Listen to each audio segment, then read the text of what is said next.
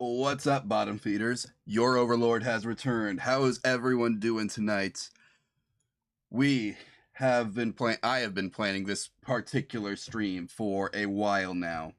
It took a very, very long time after getting the idea to actually go through all of the all of the shows.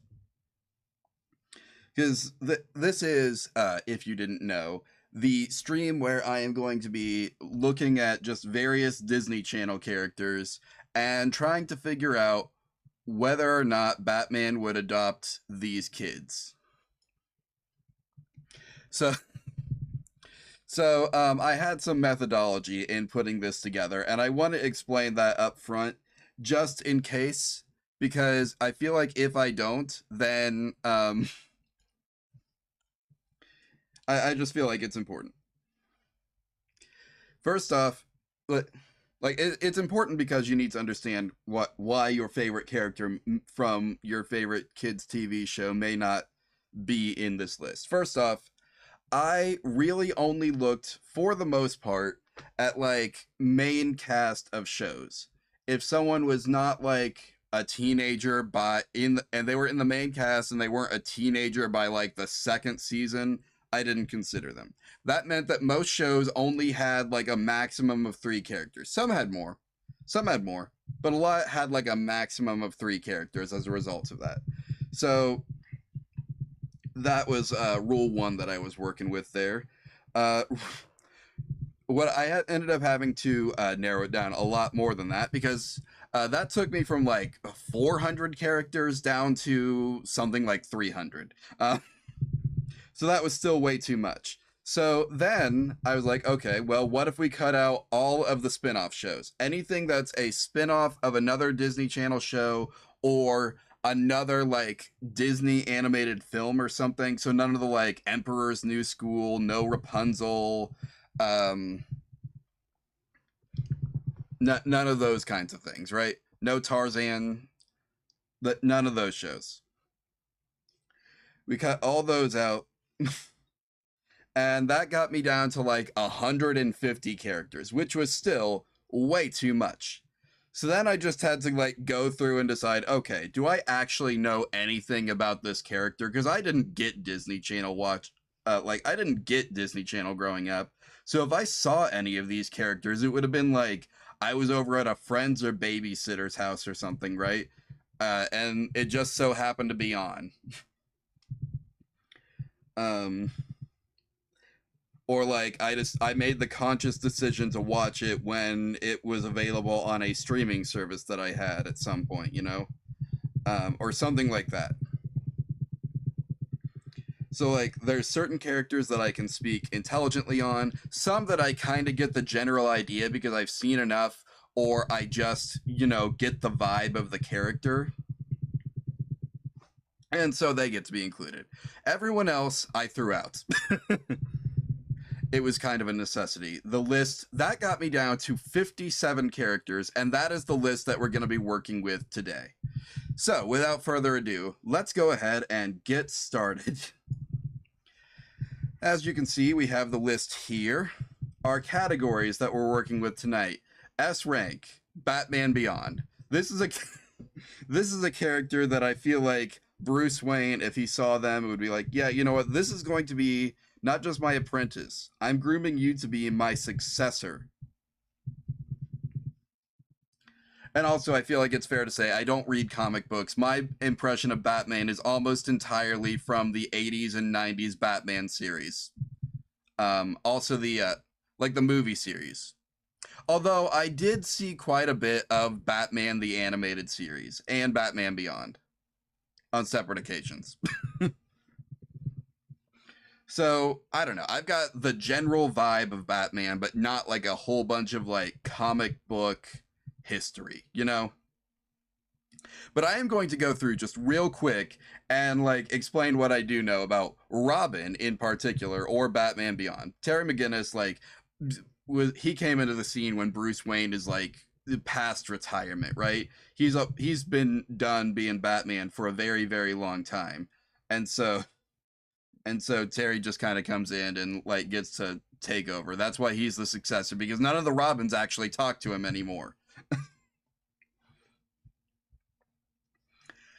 Especially Jason Todd, who okay, so like Dick Grayson, we all know was an acrobat whose family died in a tragic accident. Bruce Wayne adopted him, and then he figured out the Batman thing, and so he got to be an apprentice Batman in the form of Robin, right? That's where the Robin suit design comes from. Then we've got Jason Todd, who he kind of just found in a dumpster and was like, yeah, you know what, you'll do. You're Robin now. And people hated him so much that when DC Comics put up a vote on whether or not Joker should kill him, most people voted yes, kill this kid. And they did it. And then he came back as like the Red Hood and is kind of an antagonistic like figure in the series now, but also still works with other Bat figures, other Robins, etc. You know. And then you've got crap, what's his name? Who's the next one? I know there was a girl one. I don't remember her name either. One second, I gotta look these up. Nope, stop moving.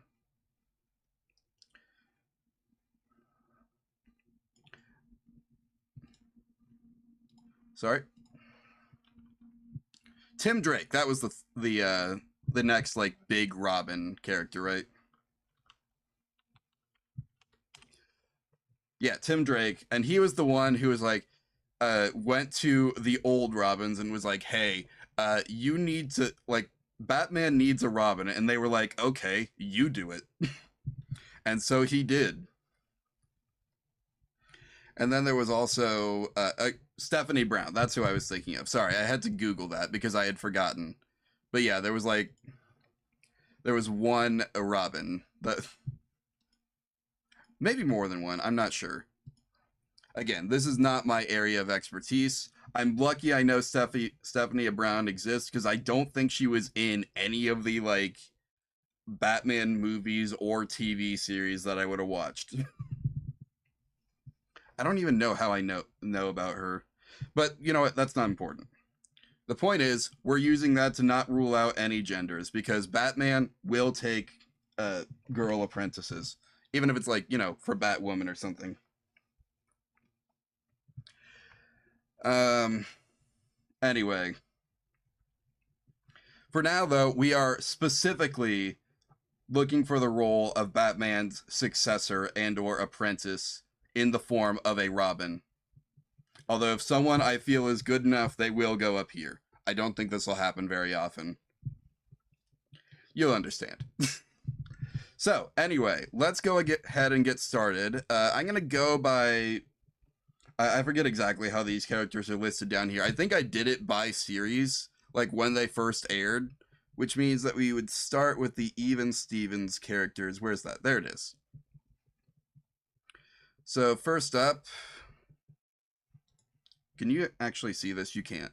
Heck, how am I going to do this?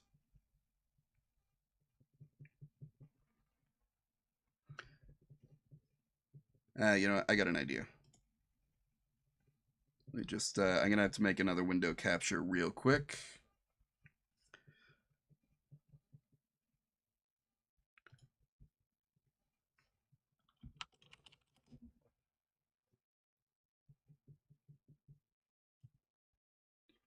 Let me get this in position.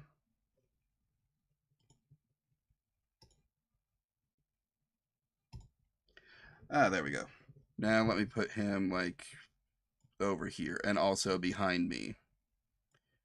You don't get to be more important than me. Also, I guess I should crop out the... There we go. Sorry, one moment.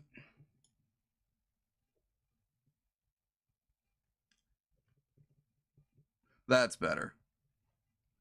Okay, and we'll just lock that in place. Thank you. So, this is Donnie Stevens. He is the like dumb meathead older brother of who man, I've seen like 2 episodes of this show. Um, Lewis and Ren. I have their names written down. It's okay. So yeah, he's kind of like a dumb meathead older brother, but he is like strong, physically active, and he cares a lot. So like, I don't know. Maybe, sure, you can be Robin. Why not? Now on to the main duo. Now on to the main duo of Even Stevens. We've got Lewis Stevens, played by Shia LaBeouf. I don't know why they're listed in opposite order here. It doesn't matter. So like Lewis's deal, he and his sister, their whole deal is they like are constantly at each other's throats basically the whole show. That's the show. Is this twin brother and sister duo at each other's throats. And like they do care about each other, but they also will just like prank each other. They'll get in fights, you know, sibling stuff.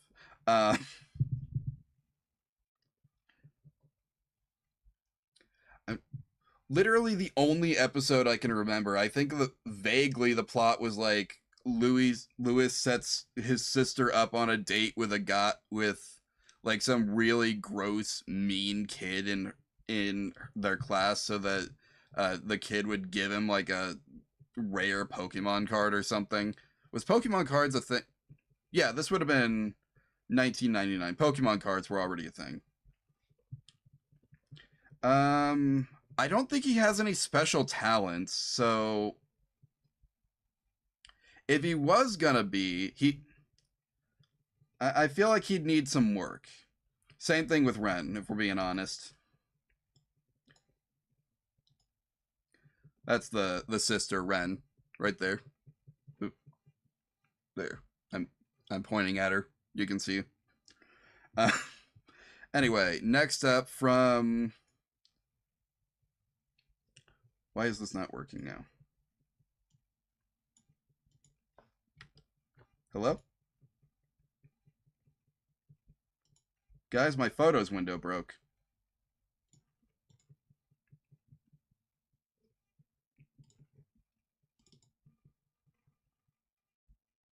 Oh, I know the problem.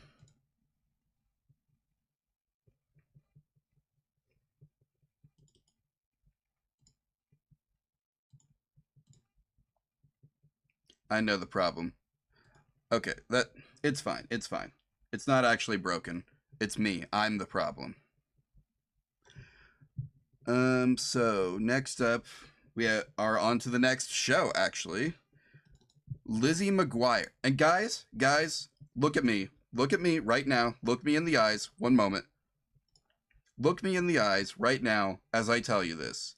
If you have not watched Lizzie McGuire, you need to watch Lizzie McGuire. I am 100% dead serious on this. Okay, now back to the other window.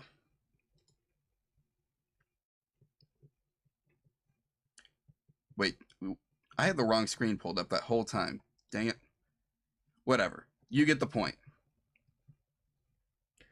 You need to watch this show. It is so foundational to everything that came after. Like, it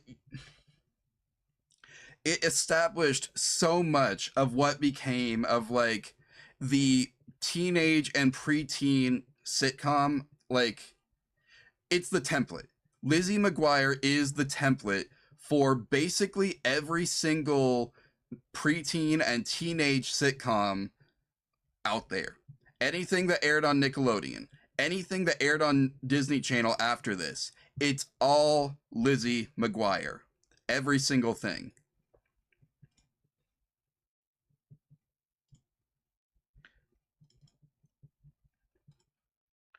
Why do we have to I have to relocate this every time. It's so annoying. Anyway, so, yeah. So here's the cast of Lizzie McGuire real quick. This is David Gordon. He is kind of a weak, a kind of weak loner by choice type character who has an outsider's perspective on everything. Then we have Lizzie McGuire, the kind of not super popular, but not super popular, up and coming, has a pattern of growth to go through, etc. You know, that kind of deal. And then we have her best friend Miranda, uh, and Miranda is like violent, combative, confrontational, ready to take anyone on. One moment. Why is my caption? Why did that break it?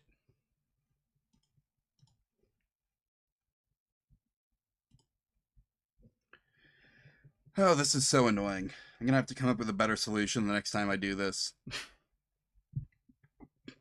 Anyway, so, but yeah, David Gordon, he is if that sounded familiar, that's because I was also just describing the cast of iCarly. Uh, anyway, I think this guy is no, I don't think he would make it.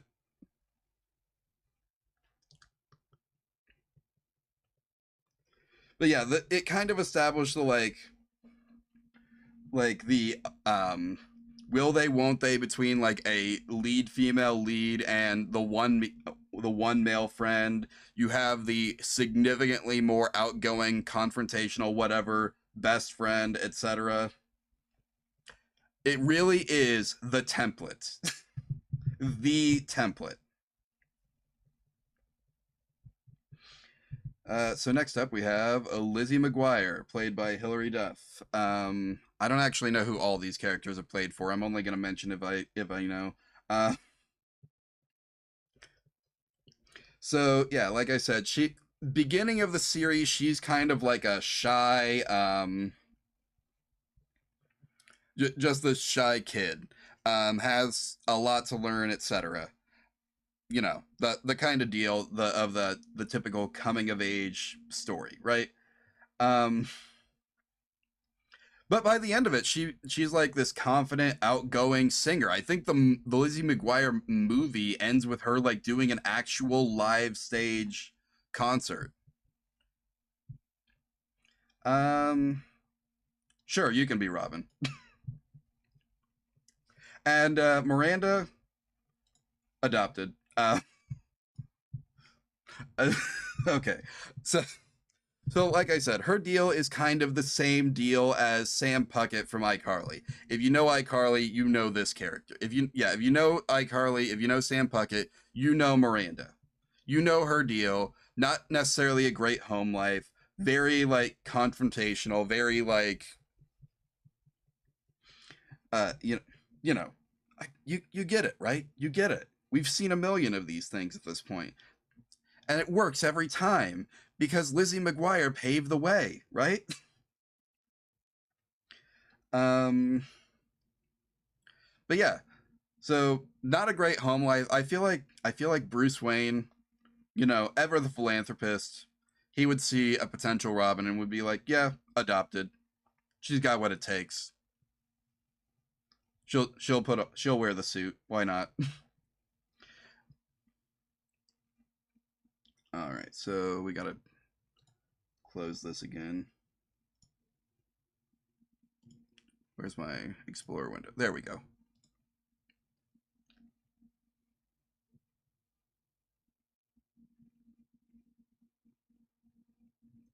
Proud Family characters. Here we go. So from Proud Family, I've got Penny Proud, Dijonne Jones, and Zoe Hauser. Now, I'm going to be honest with you guys. I My memory of Proud Family is almost entirely the dad. I barely remember anything else. The mom was like a cop or something, right? Um, there was the grandma, younger siblings who were like di- too young to like be like individual speaking characters, though they had their personalities, right? Um, but like literal babies. Um, yeah, honestly, I don't remember much about Penny herself. I think she likes to try a lot of different things, if I remember correctly. Um, Dejone would be like the outgoing best friend character, right? She's she would be the confrontational, loud, combative character from this series. I don't know if we actually ever see her or Zoe's home life. I I don't remember. I remember the dad kind of being the star of the show, in my opinion, when I saw this as a kid. Um, the the actual kid characters didn't stand out that much to me.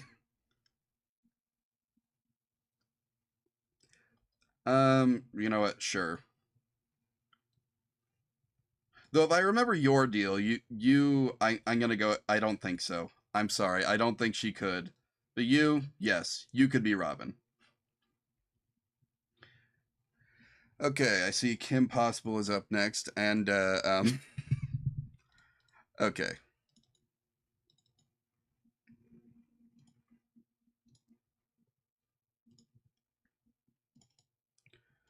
give me the. Thank you. Okay, I don't need you anymore. So, if you don't know the deal of Kim Possible, she kind of introduced the like or introduced. She had like this double life deal going on, right? She was she was a freelance action hero, literally freelance. Like you you would page her. She had a pager. You would page her and then pay her to go do your mission for you, right? That was how Kim Possible operated. So yeah, just a teenage mercenary who also led the cheerleader team, uh, butted heads with the principal of her school, played by Patrick Warburton, of course. Uh, I think I think she has to be S tier, right? Like she went toe to toe with literal supervillains and won usually. And Ron kept up. He can do it. He could be Robin. Why not?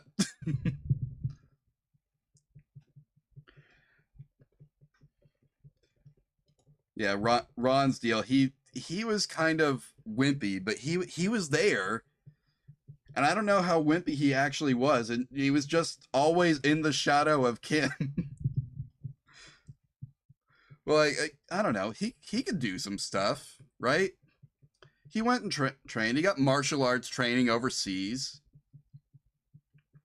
Yeah, Batman would be all over this kid. Let's be real. I've got to stop jumping ahead. I think. Let's see. Next up, we've got That's So Raven.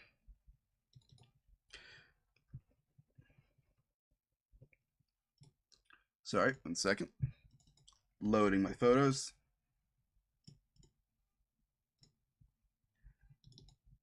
Why does this like? Can it not just like grab photos.exe and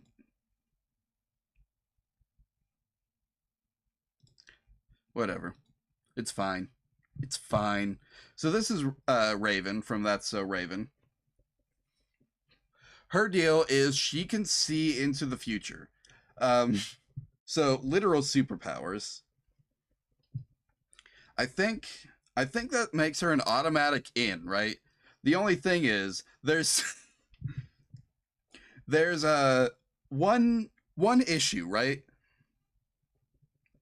There's one issue with her, which is that she can't control it. But also an issue related to DC Comics in that there is already a character with psychic, somewhat clairvoyant powers named Raven. I think I think you would mistake her for that Raven. First up, like first time they meet, I think you'd be like, "Wait, are you that? Are you that Raven? Are you friends with Dick Grayson?" And she like, "Who's Dick Grayson?" Right? Actually, does Robin ever actually tell anyone from? the squad his name. I don't think he did. I don't even think in Young Justice, when Damian Wayne was the Robin that they used, that he actually told them his secret identity. It just kind of like he showed up when these people were met in their secret identities, approached them like he knew them, and like was shocked that they didn't recognize him. I think is how I remember that going.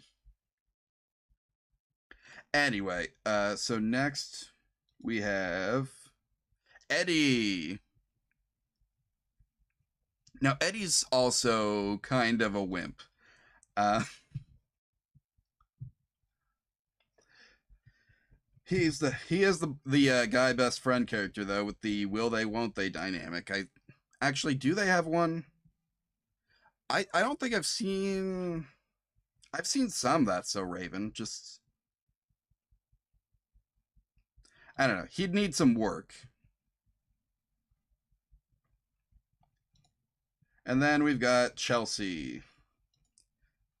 I don't remember Chelsea, if we're being completely honest.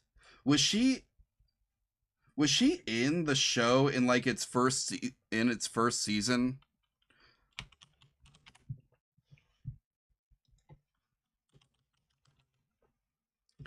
One moment. Sorry, I'm googling again. I'll be right back.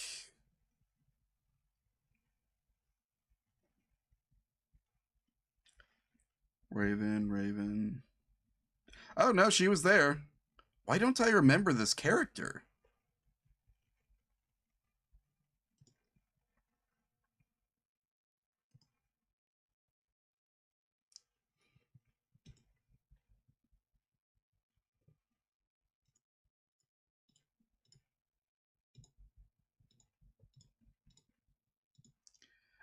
Anyone in chat who knows That's So Raven want to help me out? Do you know literally anything at all about this girl? Because I don't remember her.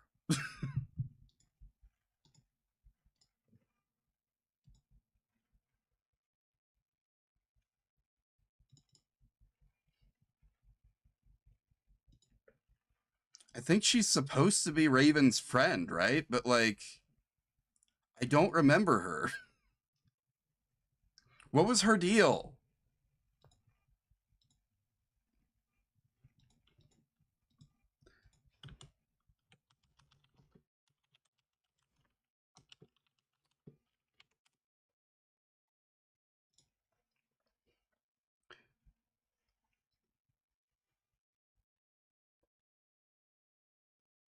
Okay. Oh, absent-minded airhead. Okay. I see. Sorry, had to Google this one. Sorry, I think this will be the only one I have to Google. I just straight up forgot she existed. My bad. I'm gonna go ahead and say no though.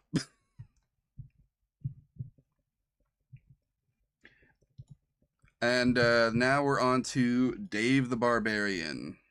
Yay.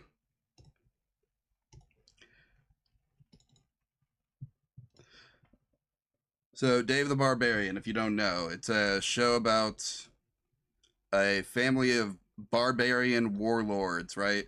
Who, the mom and dad are off fighting some barbarian war, and they left their oldest daughter in charge back at home, and they expected their son Dave to like be the defender of the kingdom, except he doesn't want to be a barbarian. Even though he's very strong, he doesn't like to fight. He's kind of a coward. um, but he usually solves his problems by being really crafty. So he's got that going for him. Anyway, this is the sister Candy. Um, let's see. I don't remember her doing much of anything except causing problems. I hmm. I'm gonna say no. Dave would need some work. He's crafty, resourceful. He can solve problems, sometimes without violence. Um, because he really hates fighting guys. He really hates fighting. Like, I can't stress enough. He hates it. So I'm going to go ahead and say no there. Now, on to what do we have next? Phil of the future. Oh, yeah, I forgot. Here's Dave. Anyway, Phil of the future. So, this is another one that only has 2 characters to it. Whoops. That's not right.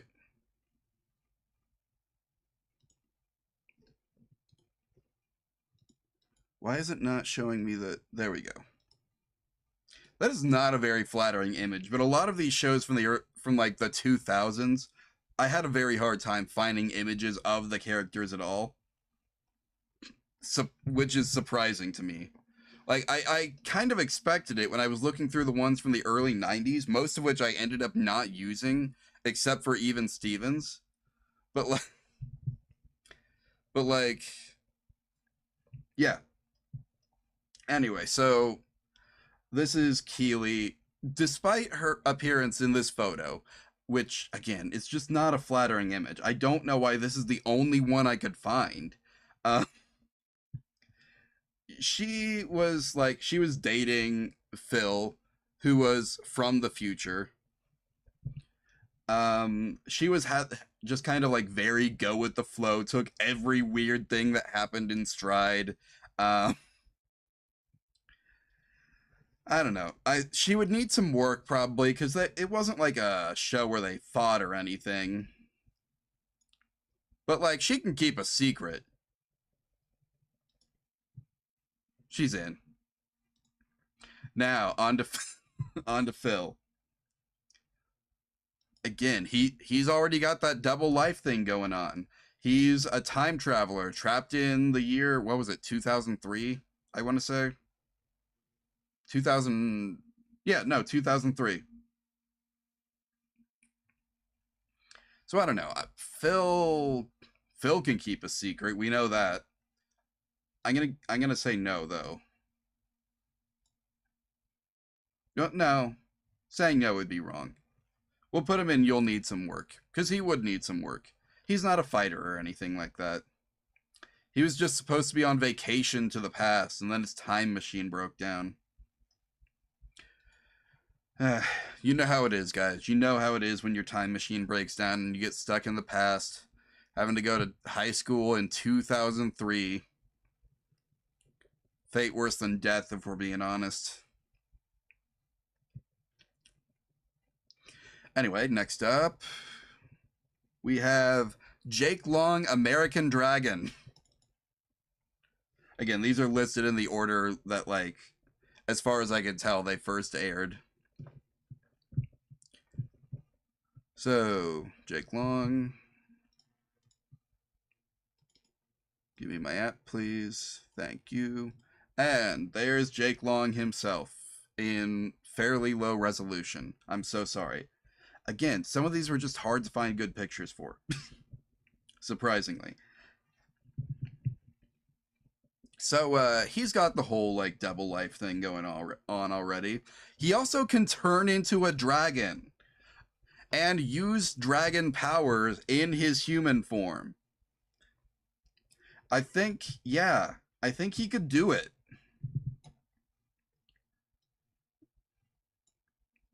Sorry, I didn't mean to put him in adopted. He's got a great family at home already. Now,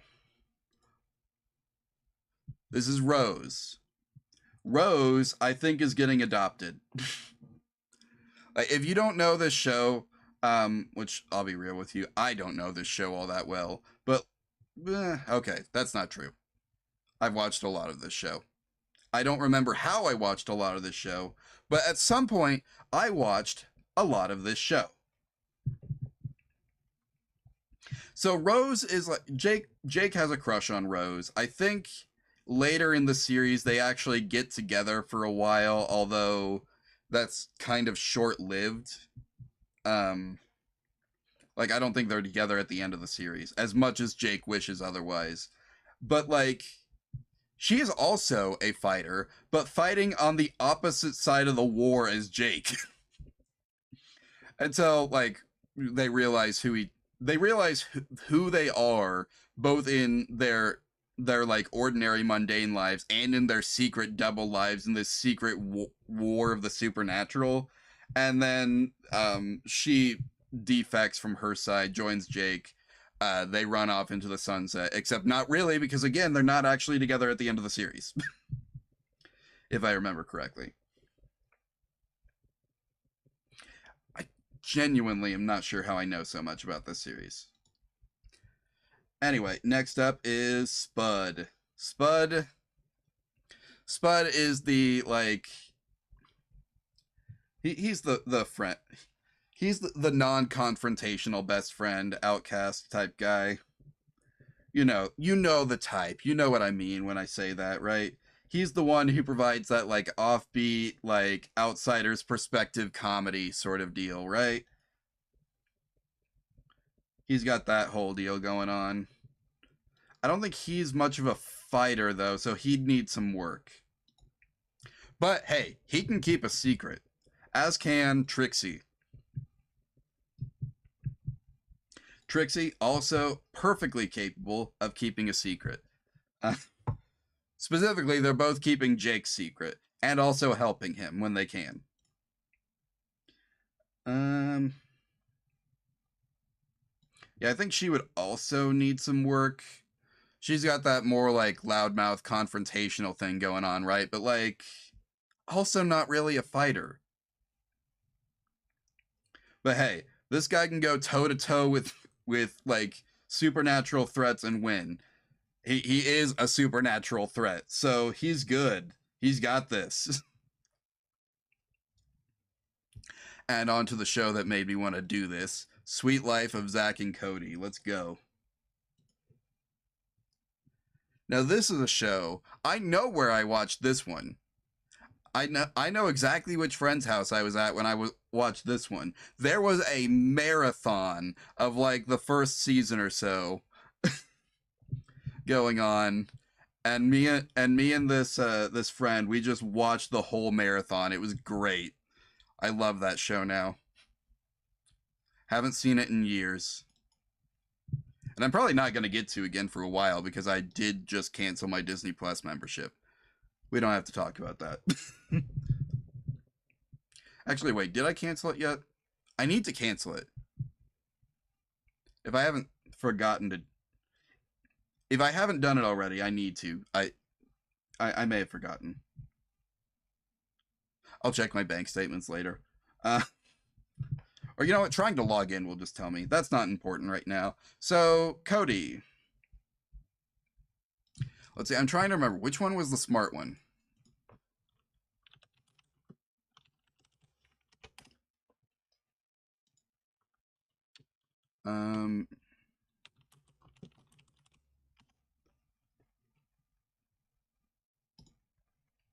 Sorry.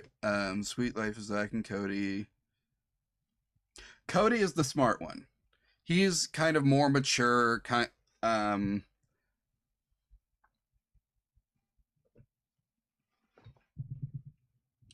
like he's the more mature one, but he always gets talked into going along with whatever Zach wants to do. So like that's their dynamic. He's the smart one, he's the sensible one. Zach wants to have fun, and Zach usually gets his way. But Cody, he's no snitch. I'll give him that. He'll need some work, but he could be Robin. What am I doing?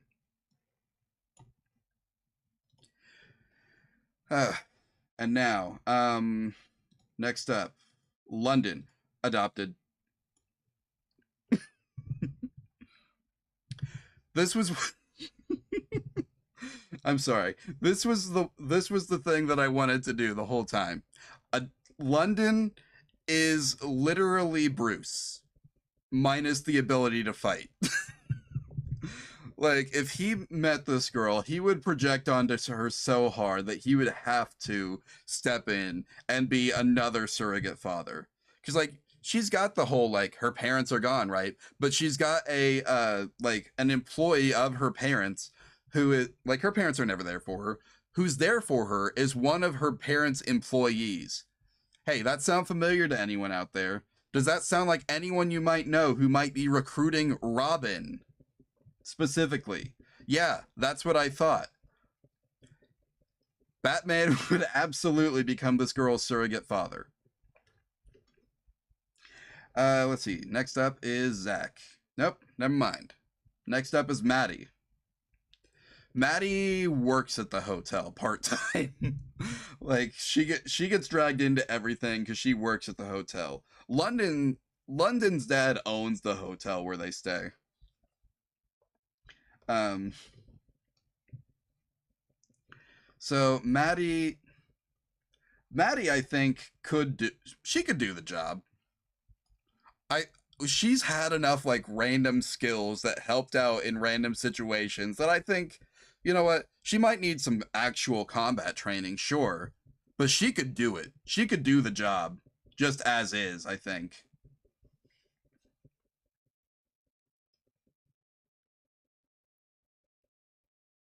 Honestly, I think I need to move Lizzie down to needs work. um, yeah, I'll keep everyone else where they're at.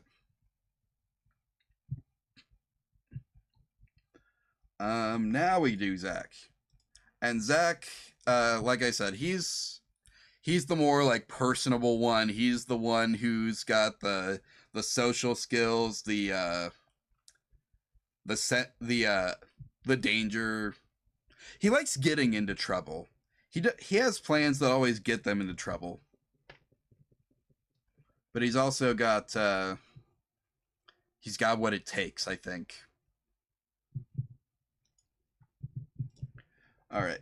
Now on to a show that I know mostly through vibes, if we're being honest. But it's Hannah Montana.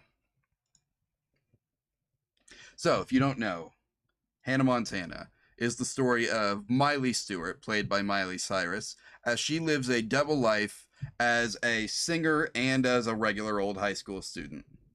She realizes that she can have the best of both worlds, which is the theme song of the show. Anyway, so this is her older brother, Jackson Stewart. Jackson is an older brother figure. Like he comes in to fix things a lot, I think. Man, I've seen like 2 episodes of this show, guys. Give me a break. But yeah, if there's a character who they need to, I think he ends up being like the butt of the joke quite a lot, if I remember correctly. Um, could he do it though? I don't think so. I don't think he could. Now, Lily though, Lily, she's another character in the line of like Sam or oh crap, I'm drawing a blank on her name all of a sudden.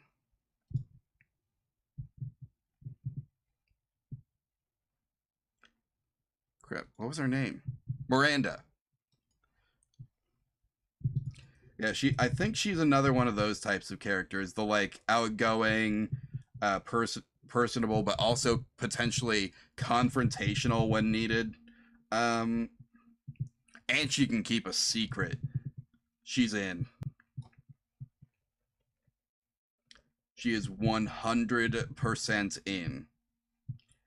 Now, Miley Stewart, aka Hannah Montana, already has the double life thing going on. I think she's a shoe in, if we're being honest. Sure, you can be Robin. And now for the guy best friend, Oliver. What was Oliver's deal? Oliver was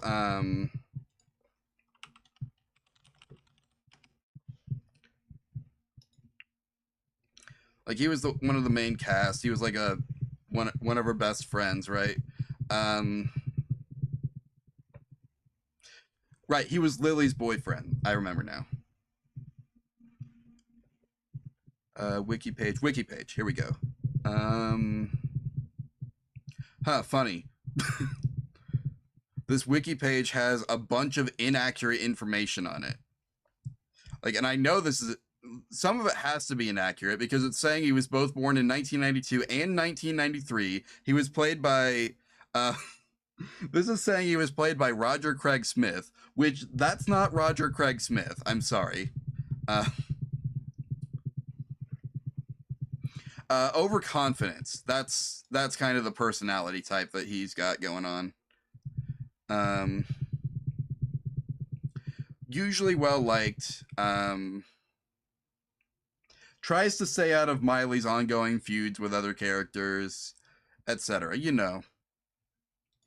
So I don't know if he's non-confrontational, then probably not. Like probably no. Sorry, I don't think he could do it. And next up, Phineas and Ferb. Oh boy. We all know how this one's gonna go, right? We all see who's at the front here. We all know exactly where where that one's going.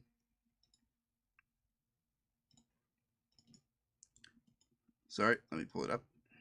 Boom. Candace. Easy. No. Yeah. You think Batman would take on a snitch? Are you kidding me? Absolutely not. All right, so I said at the beginning that usually I went for main cast. I made a couple of exceptions, and this is one of them.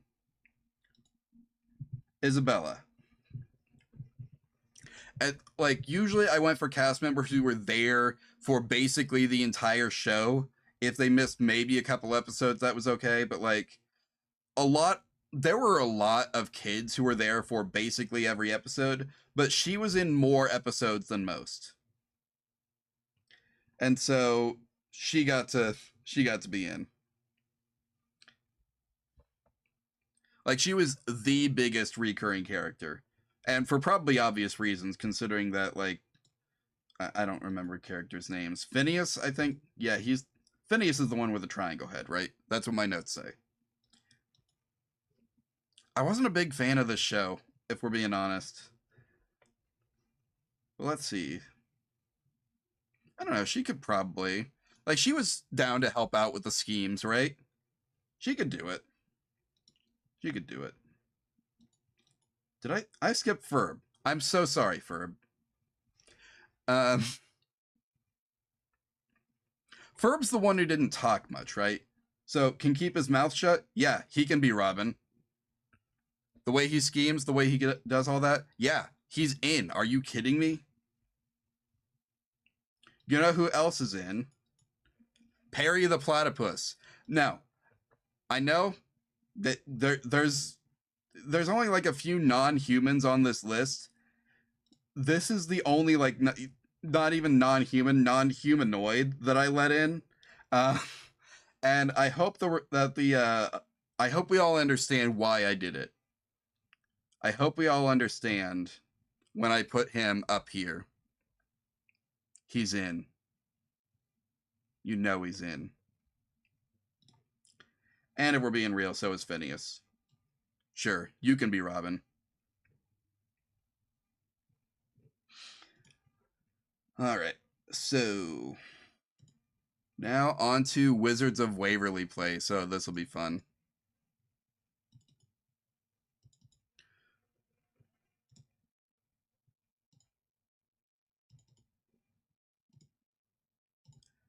Starting with baby Selena Gomez herself, Alex Russo.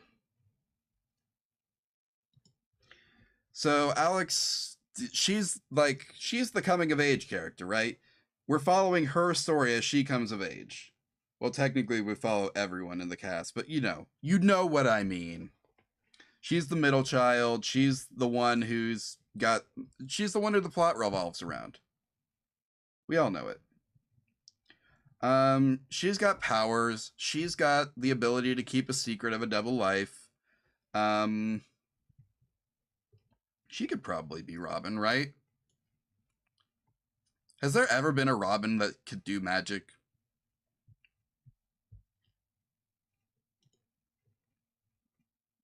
I know there's been a Robin who's been friends with wizards. So so like, you know, it's not that far fetched. Harper Finkel can keep a secret. She knows. She knows about the magic. She can keep a secret. She's in.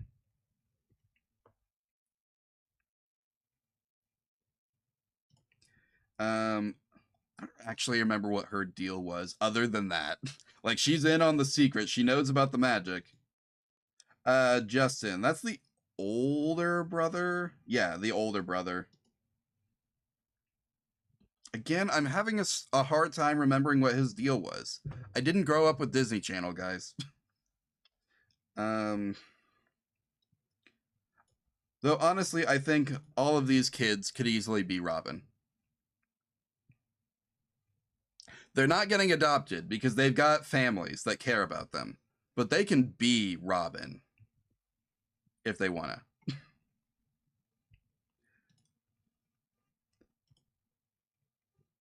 Same thing with Max. He could do it. Why not? Though one of these two siblings gave up their powers. I don't know which one, but one of them gave up their powers to live a like ordinary human life with their ordinary human wife. And honestly, hats off to the guy. I respect that.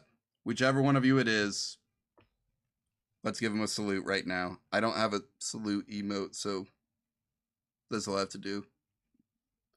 07's in chat. Ultimate wife guy right there. Gave up the ability to use magic so he could be with her.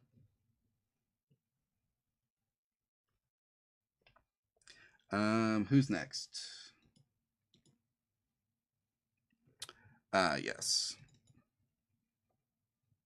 How I know about this show is beyond me. Why I would have been watching it. Also, beyond me. But like, hey, we're here. So this is characters from KC Undercover, which is like a family of secret agents. This is the younger brother who they keep mind wiping because they're so bad at keeping their secret from him. um, they don't let him do anything, even though he very often saves the day. Honestly, he needs some work, but he could do it. Why did I do that? Oh, you've got to be kidding me. You've got to be kidding me. I just accidentally wiped the whole. You've got to be kidding me.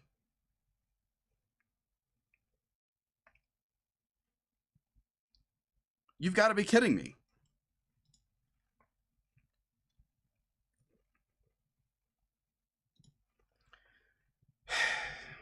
Oh, crap.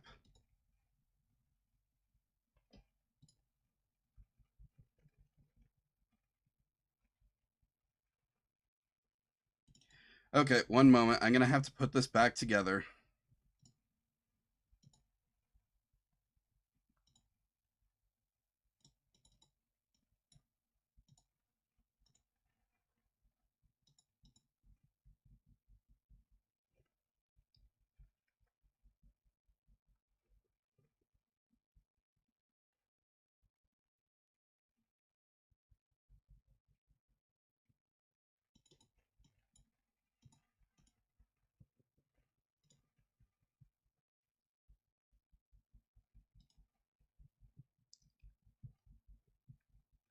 Sorry. I cannot believe that just happened. Can you really? There's not a way to like. There's no autosave on this thing? What good is it then?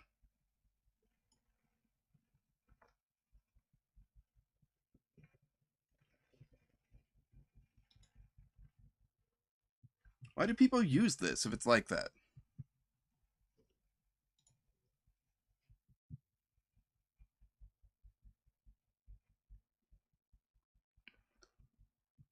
Let's see. Proud family. Sorry, I'm trying to put these back on in the order that like I would have picked them originally. so the order's not wrong on the thing when I make the YouTube video.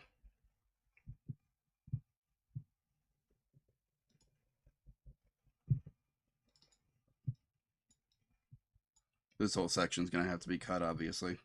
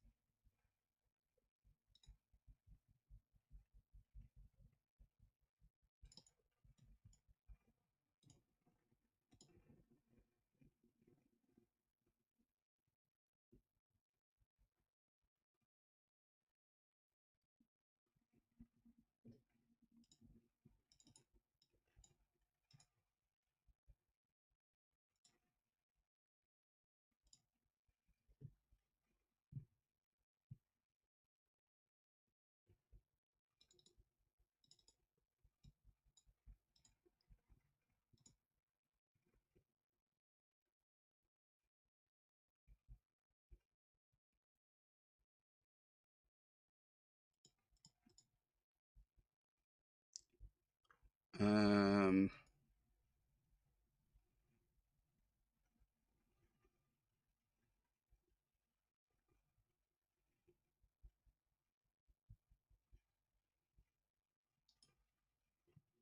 sorry. We will resume momentarily.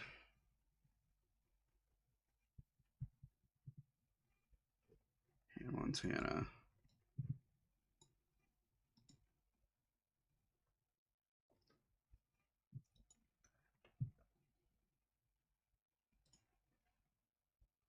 Phineas and Ferb.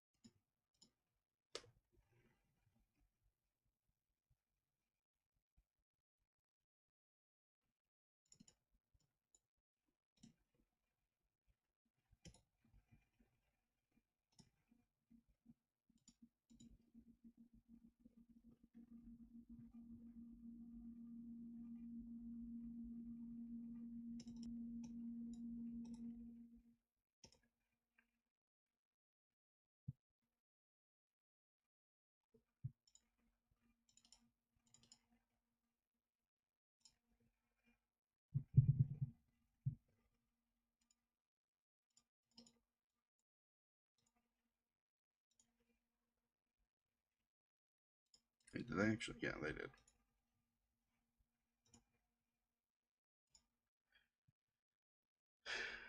Owl House.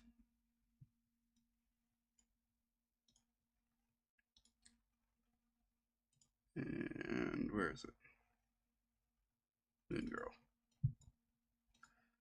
All right. Sorry about that. Let me put these back in place real quick.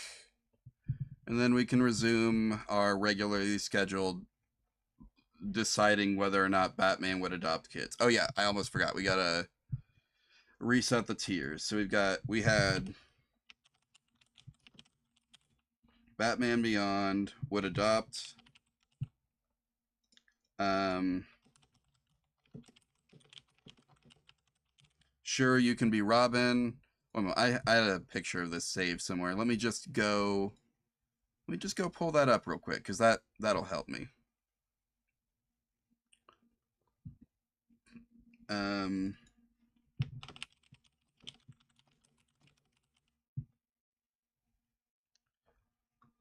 man, I'm apparently running low on memory or something.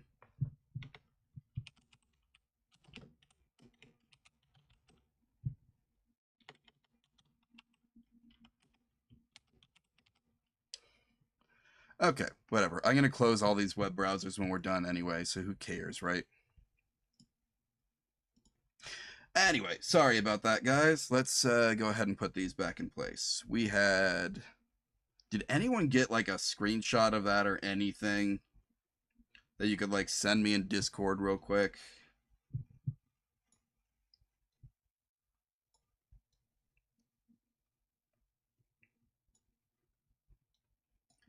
I'm just going to kind of go off memory here.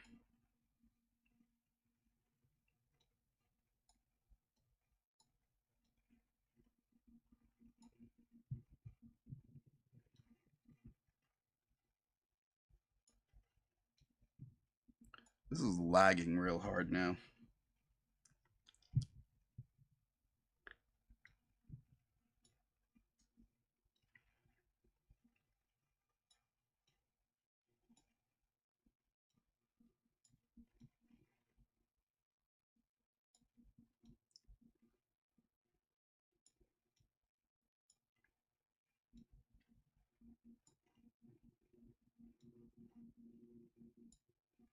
Right, now you were just a regular candidate.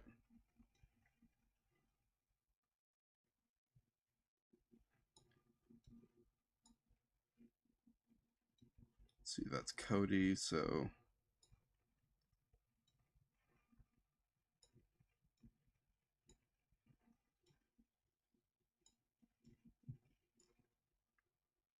Oops. So you were the one I said no because you were like the butt of the joke character. Um,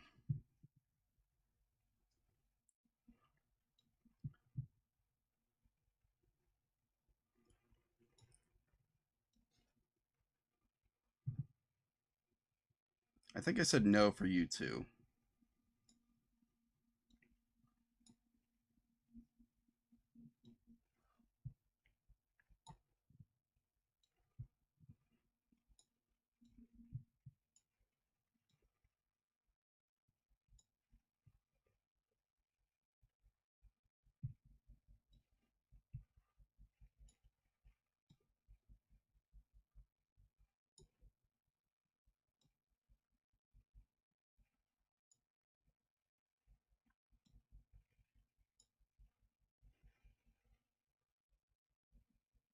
All right. And that's everything, right? Yes, that's everything. And we're back to caught up. So, anyway, like I was saying, Casey undercover. She had a brother who, like, no one really gave the brother a fair shot, but he did very often save the day. So I feel like Ernie could do it. He might need some work, but he's got what it takes. Even if nobody else recognizes it, I recognize it. Batman would recognize it. He could eventually be Robin. And meanwhile, Casey is a literal prodigy, so yes. In fact, she might be able to Batman Beyond it. I feel like I had somebody else in Batman Beyond before, but now I can't remember who it was.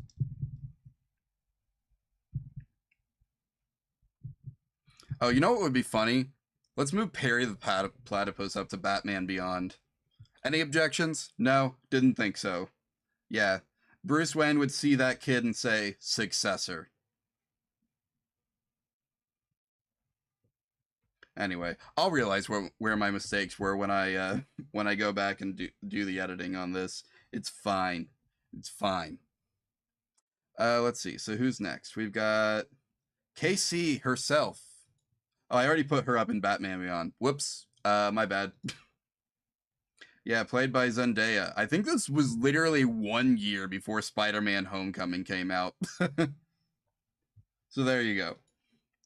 And then we've got the best friend character, Marissa Miller, who, from the episodes I saw, did not know about Casey's secret identity. Couldn't be trusted with a secret. Couldn't do the job. Sorry. She's out. Now, my next human exception, Star Butterfly, who's technically oh wait, sorry, I forgot to pull up the picture. Also, I messed with the picture dimensions. Okay.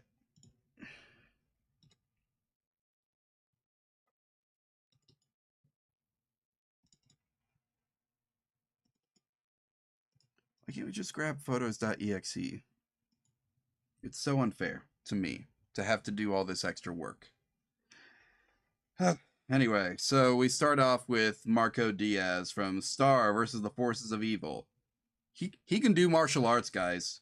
He can keep up with a magic user to take on special, like, supernatural threats. He's in. This kid can be Robin. As could Star Butterfly. She could do it.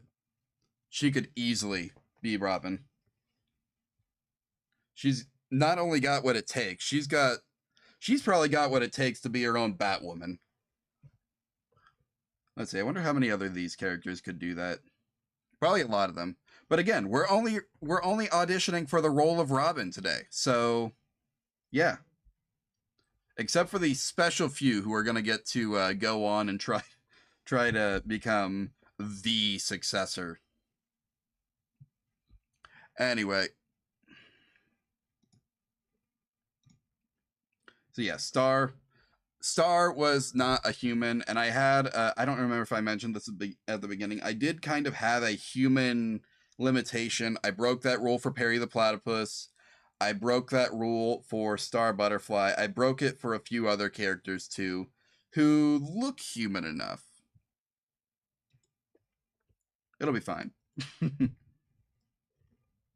Anyway, next show. Also, I believe in the same like story universe as Phineas and Ferb.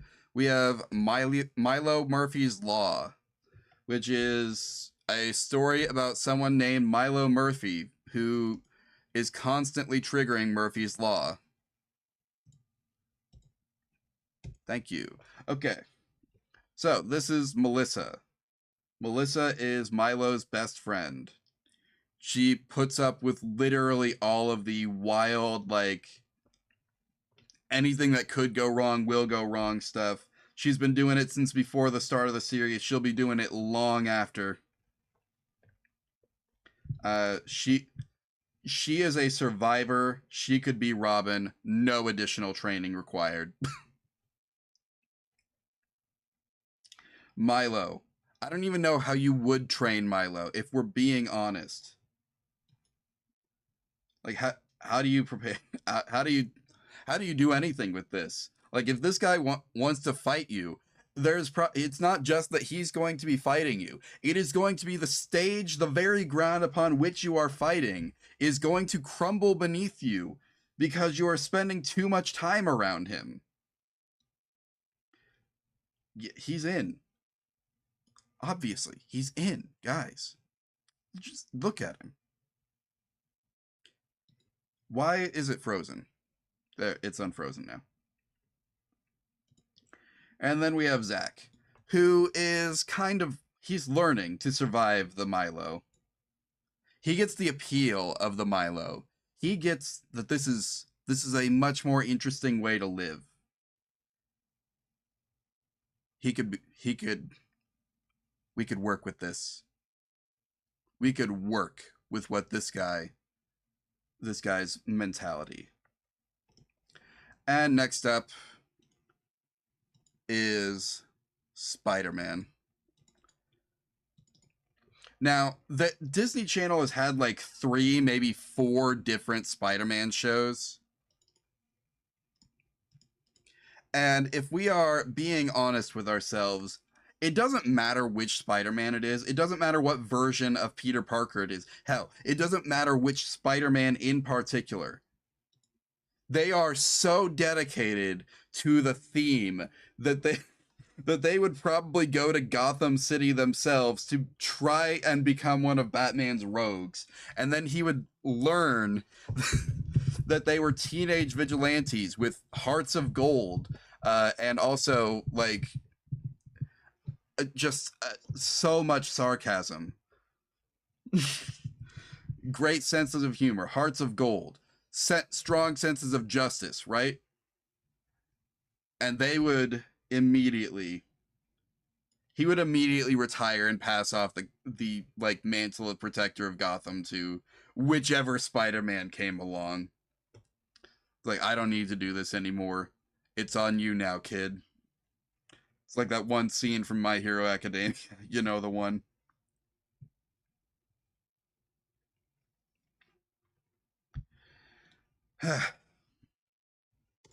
Anyway,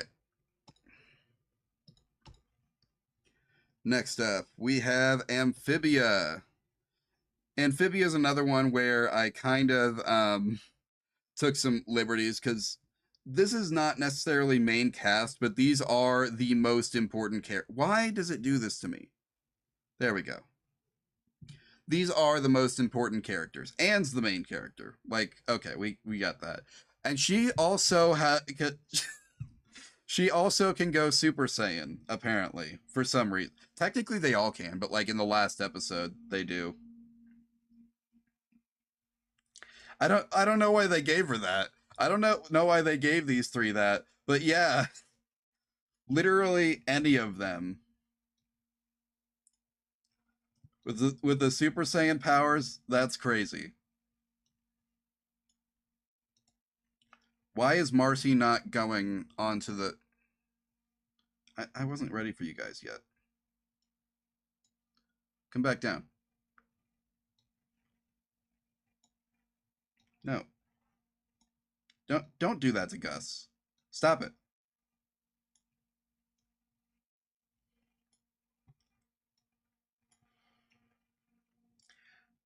All right. Anyway, we are running out of shows, and good thing too, because this computer, this web browsing session, is running out of memory.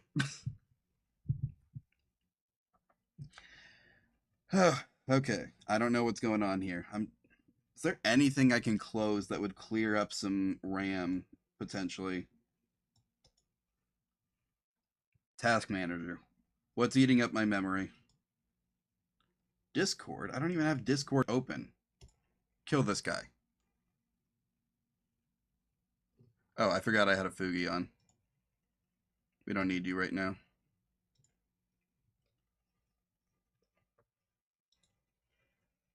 All right, let's see if that makes it run smoother. A little bit. A little bit smoother. I'll take it. Anyway, next up on the list, the Owl House.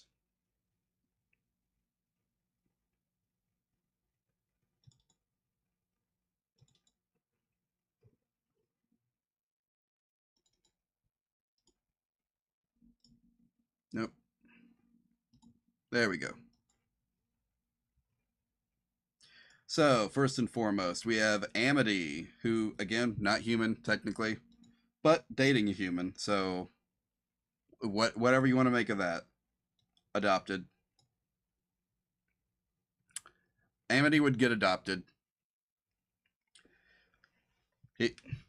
Batman would see her struggling against her family's legacy and be like, yeah, that kid's getting adopted.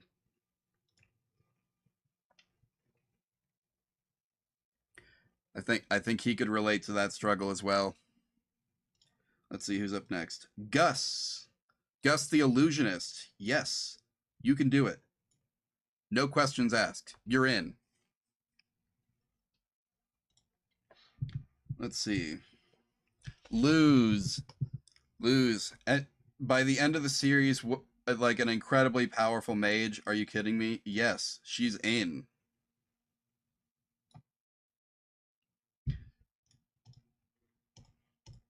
Now, okay. Would Batman be able to see past the fact that she's basically a friendly poison ivy? You know what? No, you know what? Yes. Yes, he would. He's worked with poison ivy. They could do this.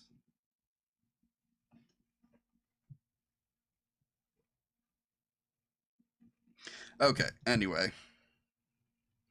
Now on to, I've not actually seen this show all the way through, but that's fine. Final show of the evening. We are almost done here. Only 2 characters left to rate, and then we can go on and play Disco Elysium if you feel like it. Or you can leave. Please don't leave, guys. I need you. I need you all here. It's important that I get a average of 3 viewers. I'm, I'm I'm only partially kidding.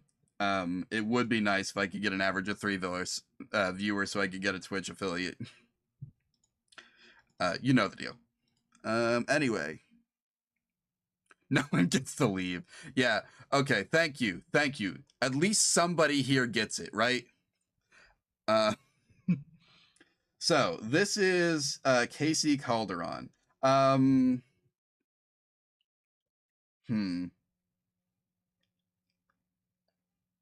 Okay, anyone who knows Moon Girl and Devil Dinosaur more than the like 5 episodes I watched, if you want to weigh in, if you want to combat this, I will understand. But I think no. And here's the thing, I don't think she would want to.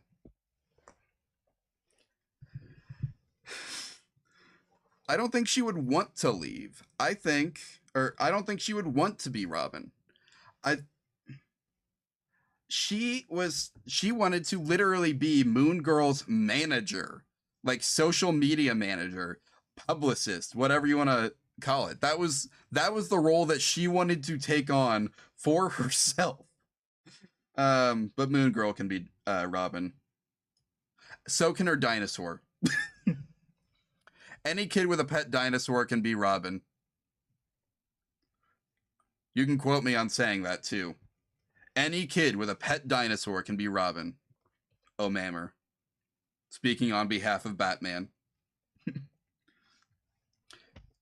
Batman would approve this message and you know it. So long as you kept the dinosaur in check and it didn't destroy half of Gotham. Any more than Batman does when he fights the Joker. Anyway, so that's it. Yeah, I think I'm satisfied with how this turned out. Sorry for the like weird I accidentally forced refresh the page or something. I lost it, but we got it back. I remembered most of what I did. So, if you will all give me just a couple minutes, I'm going to send you over to the break screen. I'm going to go how do I save this again? There we go. I found it. I found the save button. Yes, please. Let me download the image. Is it going to not work again?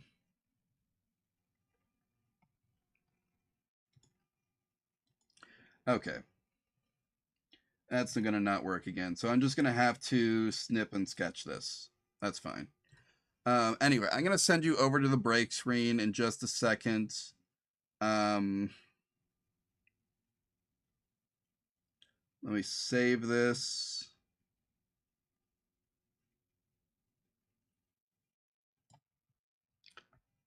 All right, got that saved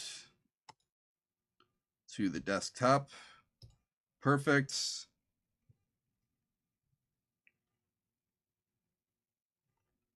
Is there a way to like save this? No, because it's a single use one. Okay. So that's the limitations of that. That's why it broke.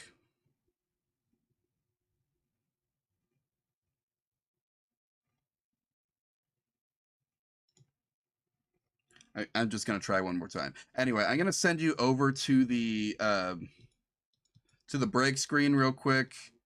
We'll be right back, and when I get back, I basically I need to save the photo out, post the social media that we're done with the tier list, and then we'll go back to playing Disco Elysium. Sound good? All right. See you in a few minutes.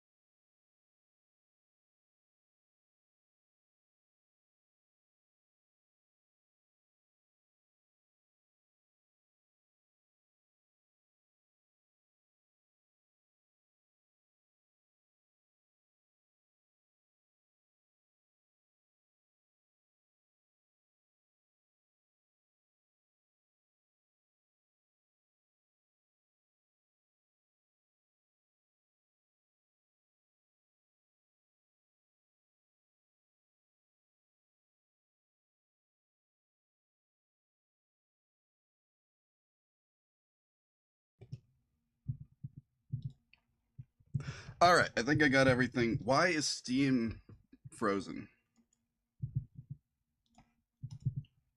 Okay, sorry. Um, I thought the game would be launched by now, but no, Steam just froze on me.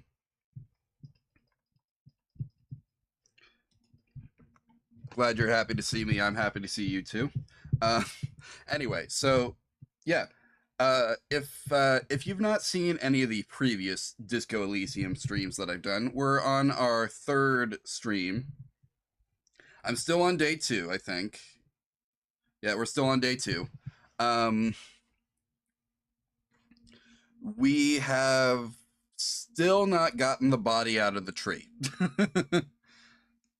Does anyone ever actually get the body out of the tree on day one?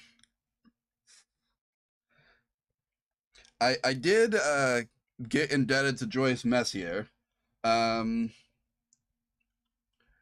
let's see. I've still got to talk to the union leader. What's his name again? Oh, I can't think of his name, but I can see him. I can hear his voice. Oh, what's his name though? Why is the game capture not working?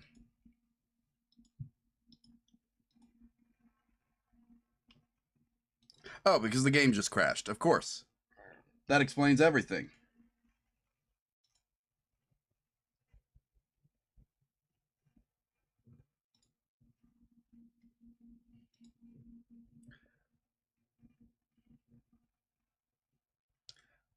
Yeah. Let's see. Can we actually make it to the main menu this time? Excuse me.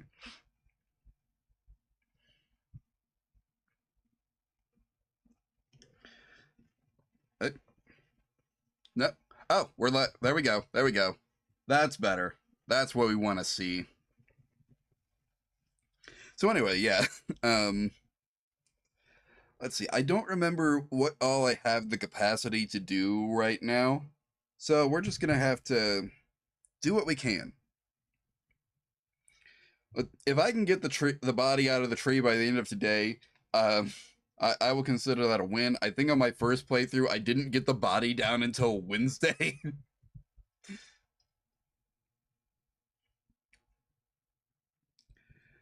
So yeah.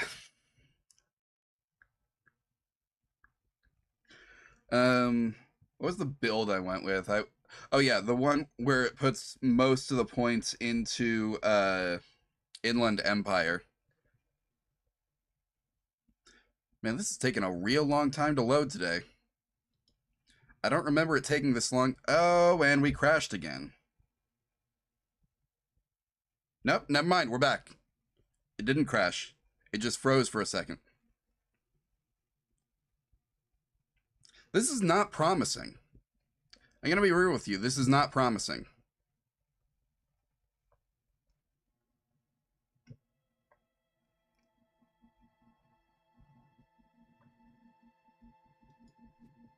Oh, well, I made it to the main menu, so there's that. Police work is tough. Take breaks. Talk to strangers. Explore.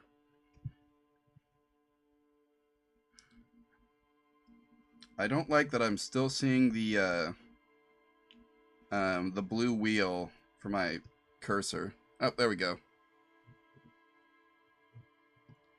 Now I'm seeing the regular game cursor. Anyway, hello? Game? And it crashed again. Awesome. Why is this happening? I've never had this problem before.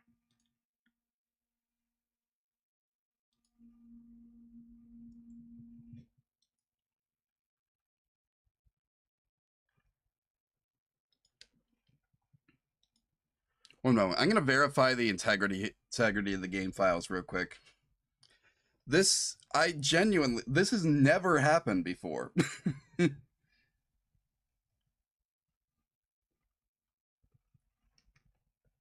Oh, hey guys. Did you remember to celebrate Mewtwo's birthday yesterday? I completely forgot. Everyone say happy birthday to Mewtwo if you forgot. He deserves it. You know it. Yeah, February 6th. Mew gave birth to Mewtwo.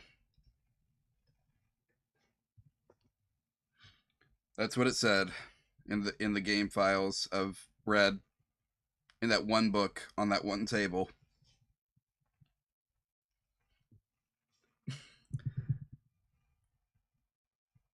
Thank you very much for remembering to do it now, at least. If not, then.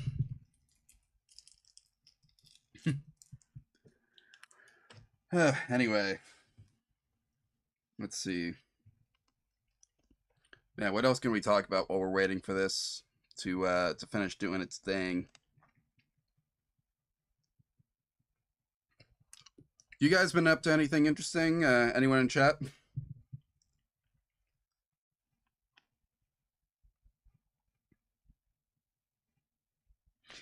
I've what have I been up to lately? Did I do anything this week? I think I just did chores all week.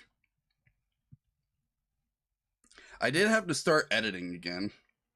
I had some, not really. You know what? That's fair. I did editing for my podcast. I think I wrote a few pages, not even pages, just paragraphs in my RPG that I'm working on. Hey, I did organize a playtest of another RPG I was working on. So hopefully one of those will be like officially published or something soon.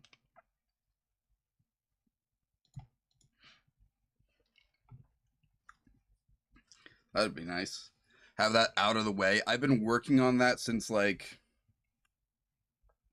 I think I started it in 2023. You're getting a house ready to sell? Honestly, I think that's a lot of what I've been doing for the past few years during the summer. I think my parents are getting ready to sell their house. So either that or I'm just painting, doing a lot of touch-up painting work on the house for completely unrelated reasons.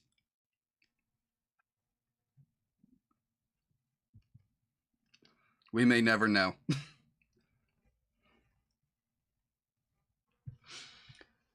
But anyway, so yeah, the one that I started in 2023, I got basically ready to go at the start of January. Then I ran a play test in the spring, and same here. Actually, I had a painter today. See, I've been the painter out here for my parents.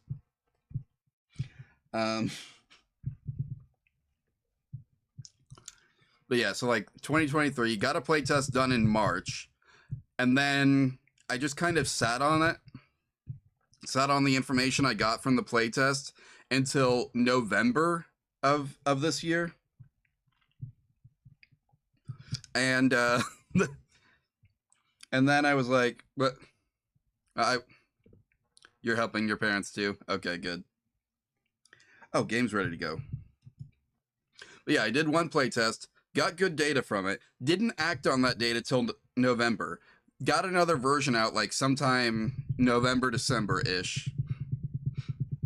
And then I'm finally getting around to running a playtest of that, I think next week at this point. Yeah, next week on Wednesday.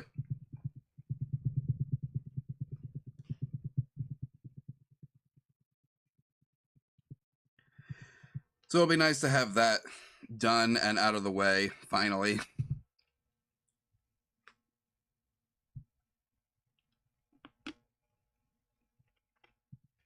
Where's it the next week? Oh, man, I've forgotten now which week it is, but whatever. I'll get the game done. Don't you worry about that. It didn't re-download anything, so I don't think anything's changed. We just got to be real patient with it and hope for the best, I guess. Legitimately, I've never had this problem before. Like, even last couple streams, there's been nothing. No problems.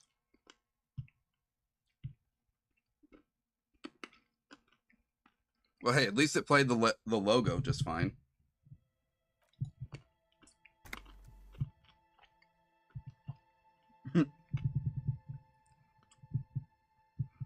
I don't know. It could be. I've closed Firefox though, so like, I don't know what it would be hanging onto it for. Oh, that sounds good.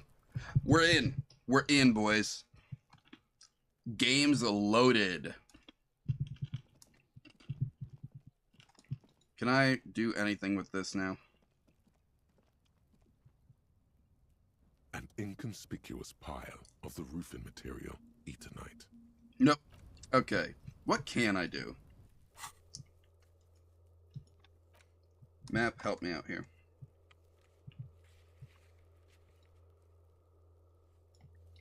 Literally none of these checks I can do. Oh, never mind. I can interface with the map wall again. Okay, I guess we could try that. Or maybe there's some quest I can make progress on. How much money do I have? Not 20 real. Okay, so I gotta find a way to make money.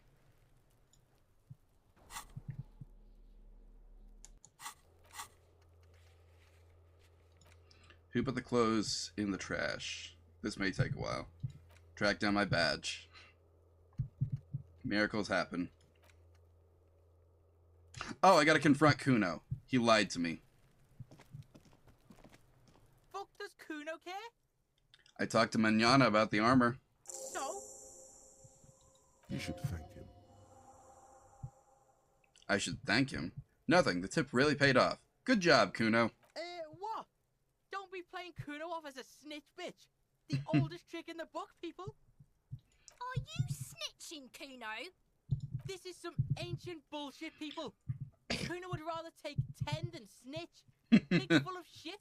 Get the fuck out of here. This was a good suggestion. Thank you. You found a real nice button to push. Turned the tables on him. Heck yeah. You're a little bit closer now to understanding this kid. There's absolutely no way I passed this check yet, right? It's not. I did! Oh my god. It's Kuno S. Fuck you whispering about?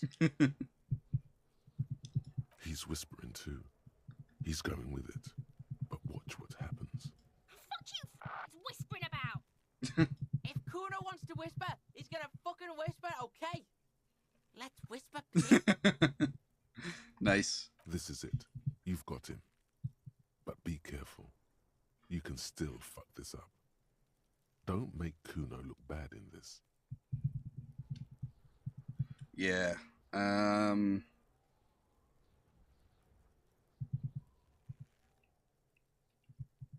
Man, I don't...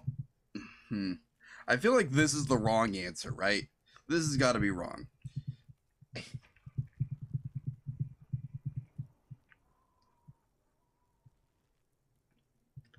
Man, I'm glad she's out of our hair. She's not fucked up. Everyone's fucked up. Stop judging shit. Wrong move. But he's whispering still. You haven't lost him. Just don't mess up again. Or you will.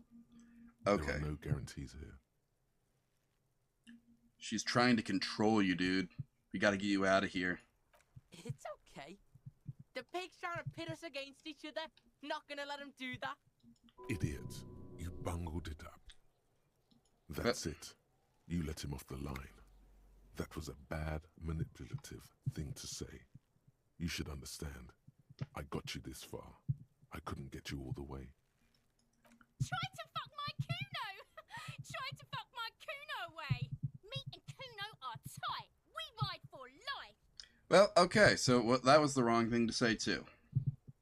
A chill comes over you, the wind from the boulevard south, lashing you for trying to separate them, for trying to take the street. You were too pushy last time. Think this through. Try to really understand the psychological bond Kuno has with Kuno S. Okay, so what is the deal with Kuno S? Just look. While Kuno has no problem being near you, she always hides behind the fence. afraid for her life. Like she's done something very bad. Ah, I get it now. All in all, Kuno respects madness. You cannot hope to outdo her on that front. You must win yourself a few minutes with him alone. How? Kuno S is by far the worst of the two. Kuno has no problem being near you, but the other hides behind the fence. All in all, Kuno respects madness. You cannot hope to outdo her on that. Fuck you whispering about? He's whispering too. He's going with it. But watch. Fuck you! If Kuno wants to whisper, he's gonna fucking whisper, okay? Let's whisper, pig. Okay. This is it. You've got him. But crazy? You don't know the half of it. She's not crazy. She's insane. Dangerous. She's smoked a man. She's done people in. Probably even pigs. Whoa, that's crazy. Stop talking to him! Kuno, I'm fucking warning you! You're gonna get us into shit! she understands what you're trying to do. Yo, see? Did Kuno not tell ya? Kuno told ya. Kuno talks to whoever he wants. Talk, pig. Kuno's got it under control. Sure you do. You did it. They're separated. He's even turned his back to her, so she can't read his lips. What do you mean she smoked someone? Kuno means she killed someone. That's right. She's a killer. Like, actually a killer. Really? Isn't she too small to overpower someone? Are you getting this? You think I'm fucking telling you a joke here? How hard do you think it is to kill a fat ass? Sweet talk him, then knife him. Ah, that kind of killing. Okay. She's probably killed a pig too. I mean, I'm pretty sure she has. Oh, come on. She hasn't killed police officers. I knew you pigs were too naive for this shit. Good thing Kuno's got her under control. Kuno keeps her calm. The creature peers at you both from over the fence. There is something searching in her eyes. Fear. You think she has anything to do with this dead man?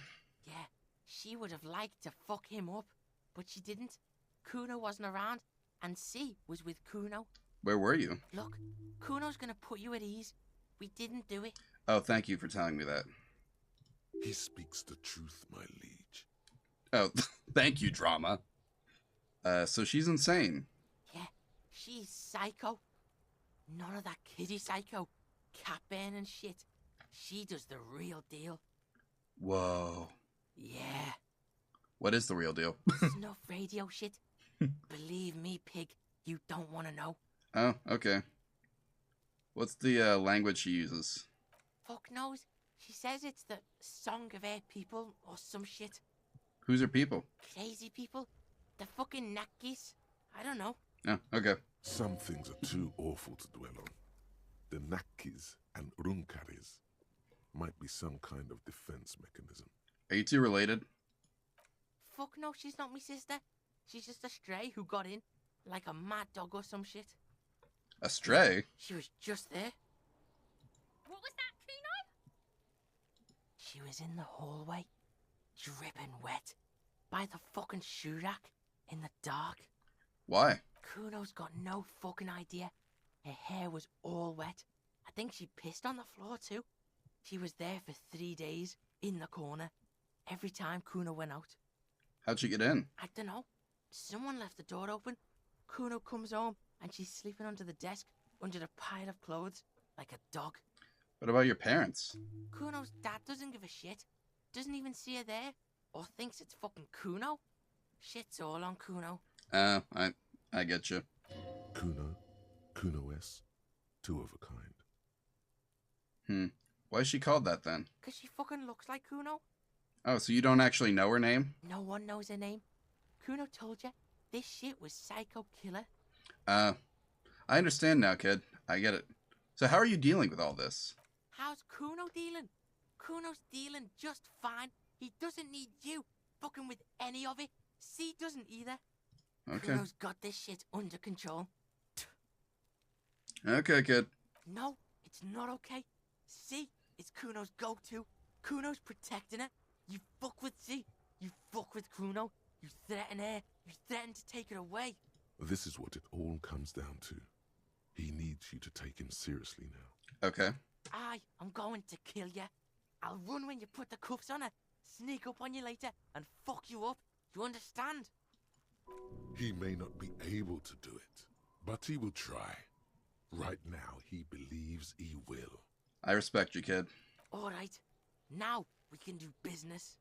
Okay. He's breathing heavily. That took something out of him. Business? Yeah? What do you want? Kuno can hook you up with... Oh, don't hook him up with shit, Kuno. Why not? See? Relax. He respects the Kuno. Kuno made him respect the Kuno. You respect the Kuno, you get all kinds of shit. Kuno's gonna get you hooked on illegal narcotics if you run a little errand for the Kuno. Get you hooked, pig. Get his hook in you. Then Kuno gonna get you hooking for more. Cash in big style. Pig hooker. And shit, you can even fuck back in Kuno's kingdom. Kuno saw you sniff around that fucking pile of Eternite. It's a secret door, okay? Just pull it off and fuck back in there. Wait. So he just tells me what the... Okay. What was that about the errand? Kuno gets it from his dad. Kuno and his dad are major suppliers. That's where Kuno gets his lightning on. Oh, okay. Problem is, Kuno and his dad had a little falling out. Now junkies clawing at Kuno's door. Streets going mad. Kuno's got to throw his dirty popo man at it. Okay. Dirty popo man is you. In there is Kuno's violent dad on steroids. Kuno's dad does steroids and speed. If you can take him, you can have half of the speed. So who's your dad? Kuno's dad is a fucking monster. He's the most violent man in Revachol. He doesn't give a shit about a single thing. He drinks too. How much material are we talking about? Like half. Of what? A baggie, but like in this vial. Oh. I've made up my mind. Okay. Kuno's listening. I'm going in there for justice.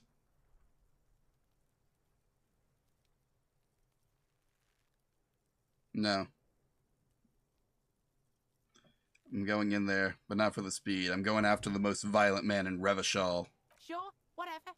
If you survive, make sure to bring that shit back to Kuno. Kuno's almost out. You wouldn't like the Kuno when he's out. Okay. Kuno's violent dad's got Kuno's key. So you need to fuck your way in there. Go to the pier side. Bang on the door till the cleaning gimp lets you in. That's how Kuno does it. Oh, okay. Then you go to room 12 and kick down the door. Police violence style. That's what Kuno does. And then it's action time. You're locked in the room with violent fuckhead. Wait, if I kick the door down, how am I locked in the room? That's it. Next time Kuno sees you, you better have his shit. What the hell are you signing us up for here? Okay then. Yeah, obviously we're not gonna give drugs to a kid. Are you kidding me? Okay, I'm off. Kuno doesn't fucking care. Or are we? Maybe I just have to do it when he's not around. Whatever, we know what's over here now. We can get in.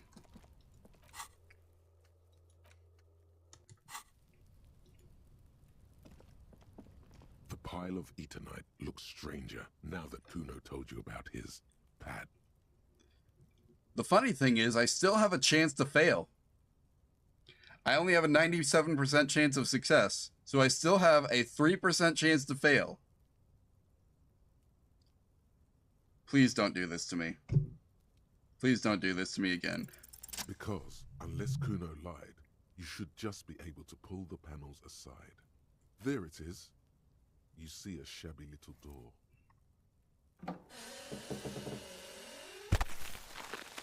I found it. So this is the shack Kuno mentioned. Let's take a look inside there. Yeah, let's go. This should get us over to the, oh. Really?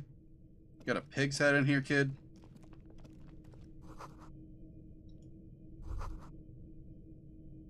Silver plate with traces of Be bone yellow still, powder. my beating heart. It's amphetamine. Sweet amphetamine. The lieutenant isn't studying the powder in the mirror. He's studying you. Someone has taken narcotics here. Perhaps the police should interfere. Perhaps not. This is below our pay grade, detective. See that ladder there? It's probably another way into the industrial harbor, no? A secret path the local kids use. Oh, perfect. An up-twos of magnesium. Oh, magnesium. That makes sense. Get out of the way. Okay. Yep. Kuno is definitely here.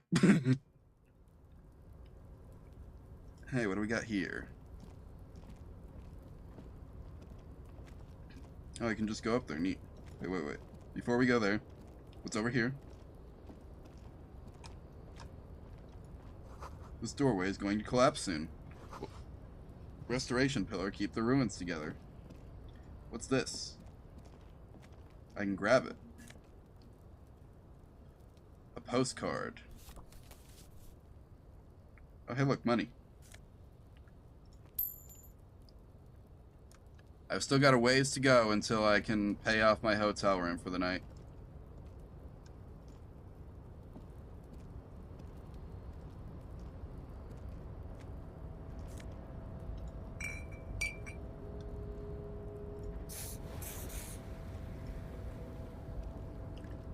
Alright.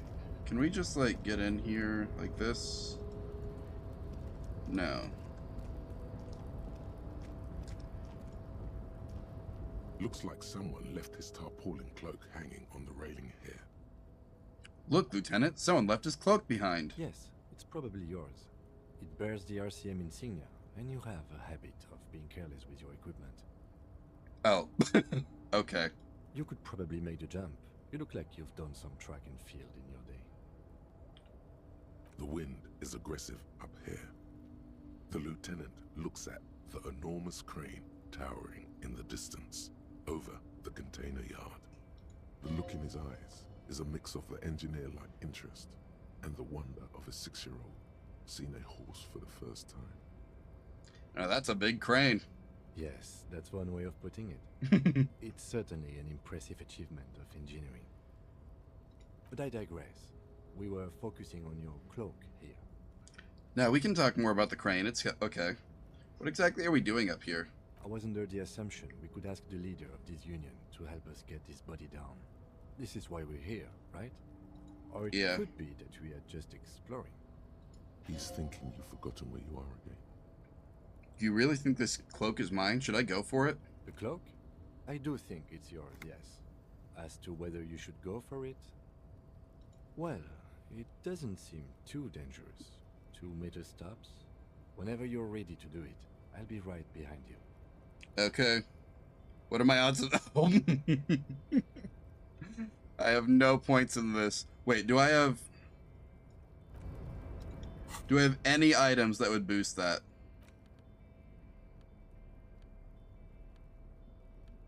No, I don't. Wait. What do you give me? Physical instrument versus drama. No. We'll stick with this for now. A tarpaulin cloak is still caught on the railing. No one has claimed it for their own. I'm going to fail this. But I'm going for it anyway.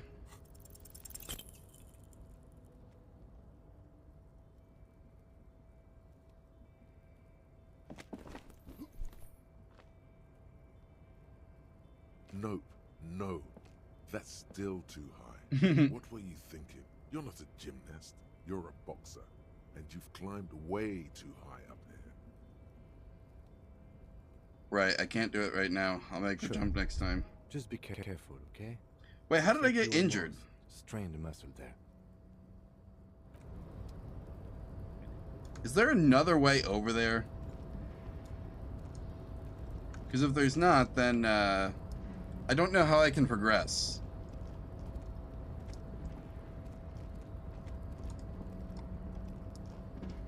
Maybe I have to talk to Manana again.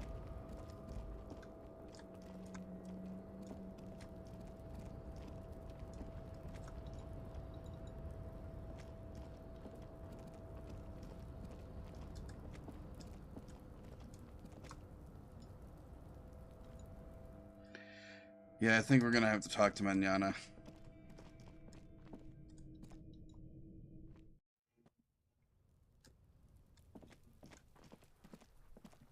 Alright, anyway. I don't think when I played this the first time, I don't think I actually succeeded on the Kuno, like, empathy check until, like, the final day.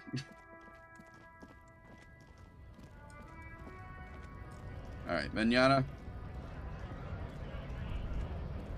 Wait. What's this? I see. Hola, wandering man. How can I help you? I guess you can't. Sorry for wasting your time.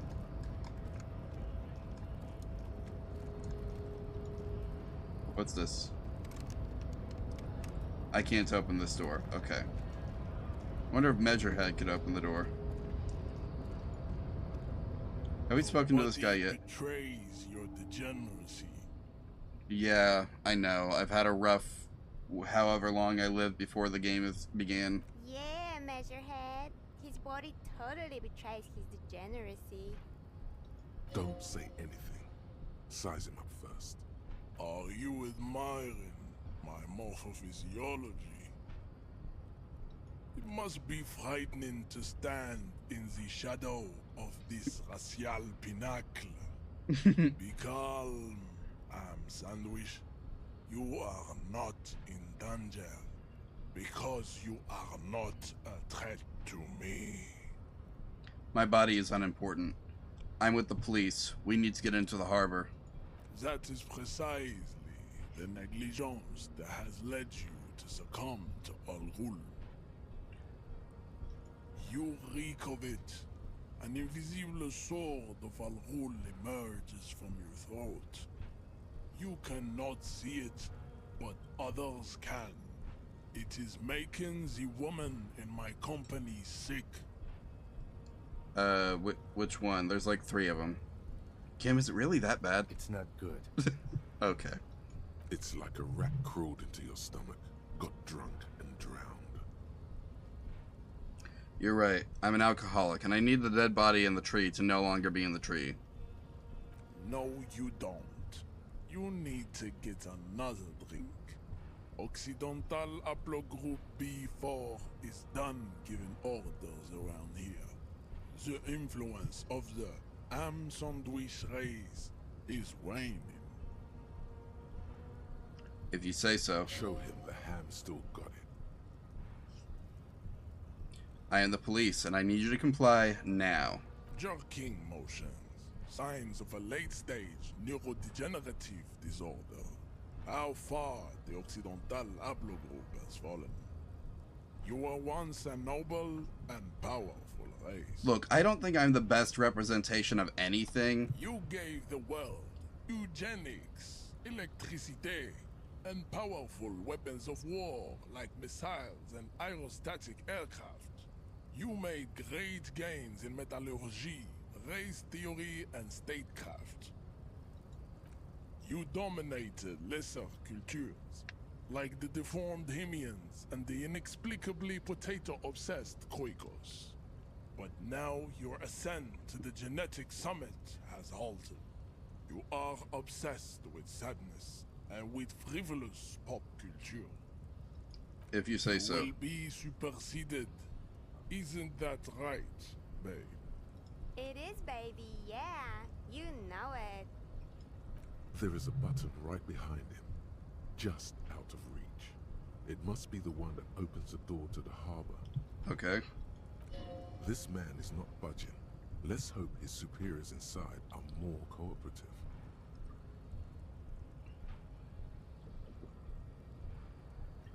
Alright, cool. Now I need you to help me get the corpse down from the tree. Enough with this begging.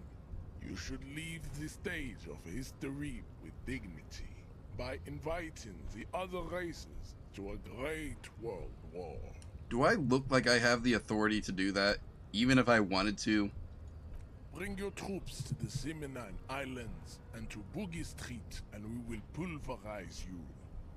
When you are gone, we will build a museum for you. Okay.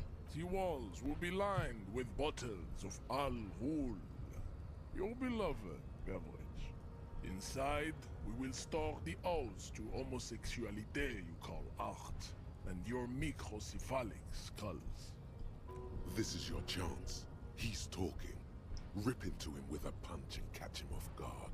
No, don't rip into anyone. You're sensitive. Remember? Communicate.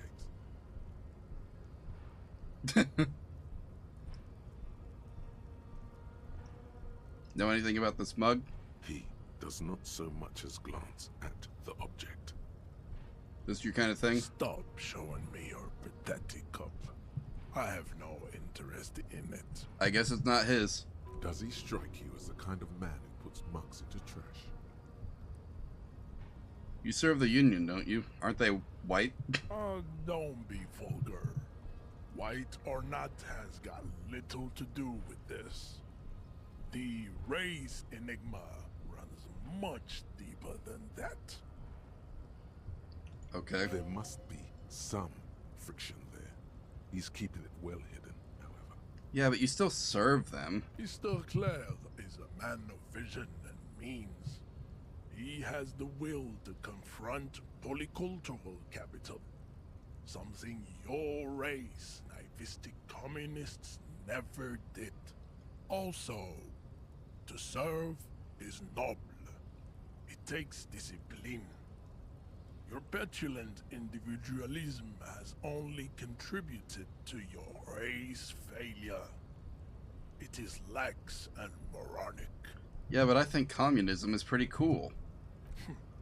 Idiotic communism is the single greatest contributor to your race descent. Everywhere around you, the fruits of its failure to challenge the world order. Individualism, rock and roll music, sexually transmitted diseases. How is that communism's fault? Above all, rampant multinational finance still reigning large. Tell me, where have you gotten your love of pathetic communism from? I'm a rock. Degenerate youth culture? Rock and roll music? It's true. I am a rock and roll star and a rebel. Rock and roll is moribund. Only Koikos listen to it anymore. There is no life left in it. My people abandoned it long ago. It leads only to neurodegenerative herpes and heroin overdoses. Sure, whatever you say, dude. I am not surprised you enjoy it so much. This has happened to many of the side products of the inevitable cultural victory of the Seminoles race. Wonderful. I need to enter the harbor now. Or could you take the body down yourself, maybe? What you need is to come to terms with extinction and never getting that dead body down from the tree. Okay, so he's just not gonna help me with that. Come, what do you think about this? I think this racist is better than the last, but the next racist will be the really good one. How do you know there'll be a next racist? There always is. He's got me there. Race is reality.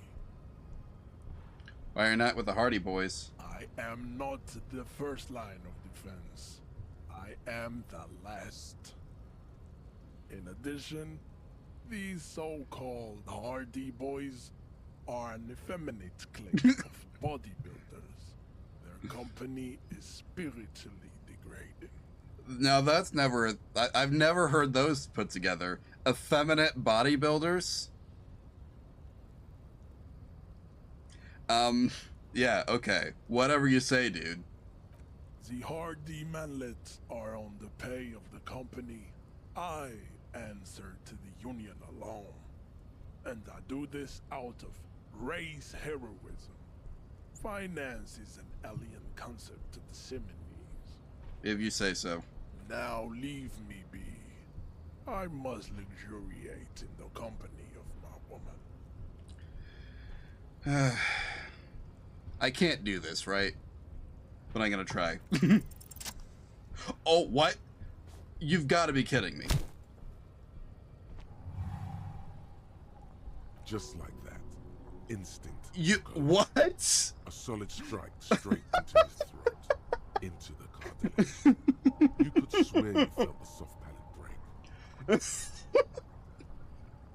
Oh, that's awesome.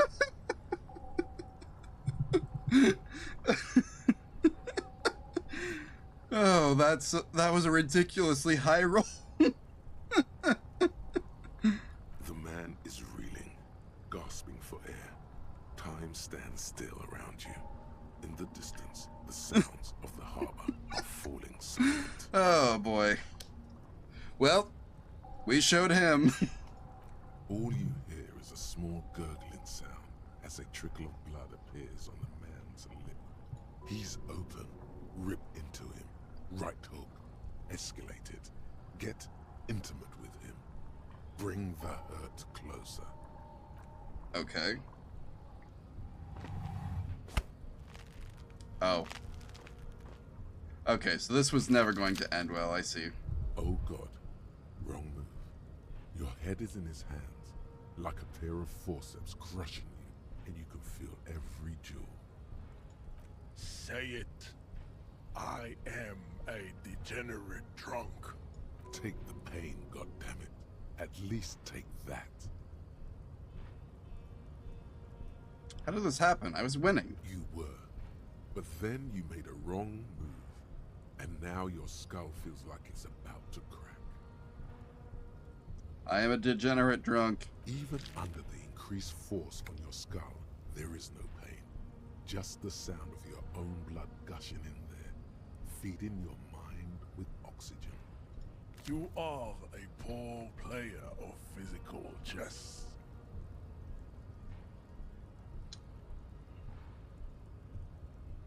Okay, well, I don't think I can try this again right now. We still need to get into the harbor. We need help with the tree situation. As you turn, a bright light catches your eye, making you squint. Where's it coming from? From a distant sunset, a stage light, flash photography, nowhere in particular. It's just what superstar law officers do. They squint at lights, and they solve shit. Yeah, that's me. I've been establishing my superstardom hard lately. Yeah, you have. You're a big dick cop. Dick Mullen. Salem Rocky Baye. Badass on the edge disco cop. Time to recede into a ludicrous fantasy world. Here we go. Camera. Lights. Action. With a sudden flash, the world freezes around you. And you along with it. In an iconic monochrome solution. A black silhouette against a rasterized orange world. It's on. Nice. I'd appreciate it if you didn't force us into situations where I may have to shoot random civilians, because that won't get us anywhere. Yeah, sorry. It was either that or listen to him rant about race science. I'm not even sure the one bullet my chamber holds would even prick that hug. But he's the one trying to provoke me. And you're just going to let him manipulate you like that? But I was fighting bad, unsavory ideologies. I'm a hero. We're not here on some political quest. We are here to solve a crime. Don't make the situation any more volatile than it already is. Alright, do you have a better way to get through the gates? There must be some other way. Let's go see the yard again. It faces the other end of the harbor. We're done with Measurehead here. Alright, I won't do it again. Let's think of something else. No. You should do it again. It's the last thing you'll be expecting. Yeah, that's what they always say. Definition of insanity is doing the same thing over and over again and expecting different results. But no one accounts for the fact that they don't expect me to try twice.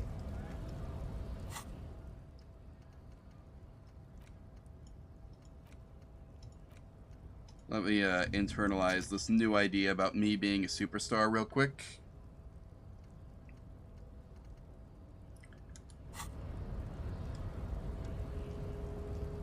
Also, I should probably heal. There we go.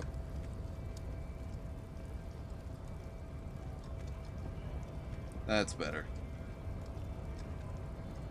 Now, I know what it wants me to do. I just don't know if I can do it.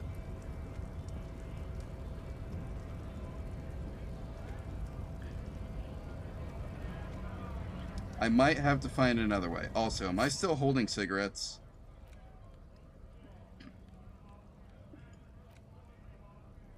I am still holding the cigarettes. I don't need those right now.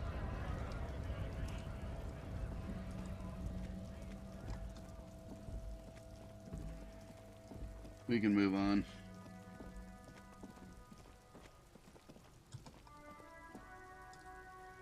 Oh, wait. I just remembered. I found these guys a ball. Let's give them the ball.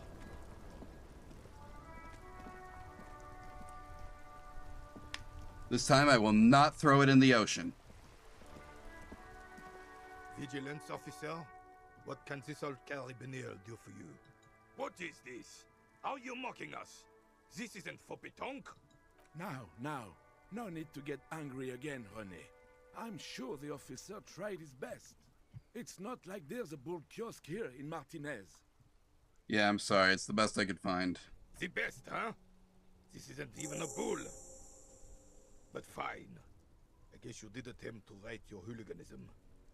Consider it forgiven. Thank you. Is there anything you can tell me about this rifle? Hold out antique firearm. It's a Bell McGrave. 4.46 caliber. Breech loading. Revachol made. Good weapon. Accurate and reliable. This one's inoperable. The bolt spring is missing and the mechanism is jammed shut. Still a beauty. Where did you find her? In the basement. I'm not surprised. There are probably lots of forgotten wartime weapons lying around here. Back in the day, everyone had something stashed away. As for the rifle, I don't know what else to tell you. These BM-446s are an antique. No one uses them anymore. The ammunition is impossible to find. Oh, I see. No way I get this lucky again, right? Still, Yeah. all you see is an old soldier refusing to replace his uniform with a civilian attire. Anything else I can assist you with, officer? Nope, thank you for your time. What about this guy? Officer, the mere sight of police in Martinez makes me feel safer already. How can I help you? You are alone in that opinion, from what I can tell. Sure, officer. They are the good... Wait, what's up with this? I can talk to this bench? The worn and beaten wooden planks of the bench do not look overly comforting. We can sit on benches after we've solved the murder. Let's go. You can revisit the bench if you ever need to pass the time when Lieutenant Kitsuragi is gone. Okay. Well, I guess we're not doing that right now, then.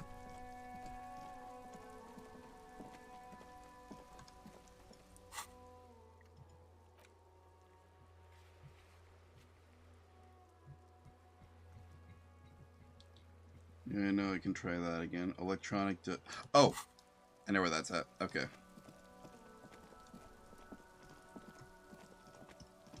Let's see.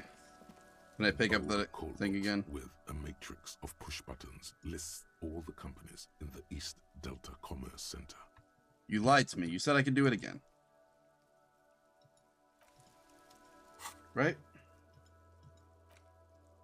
Yeah, it says I can do it again. I lied. How dare they?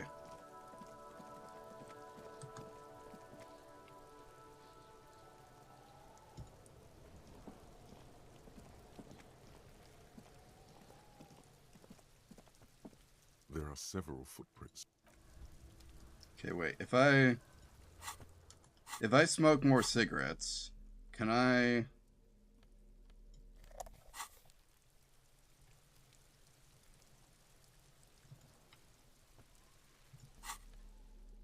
I'm holding them, right?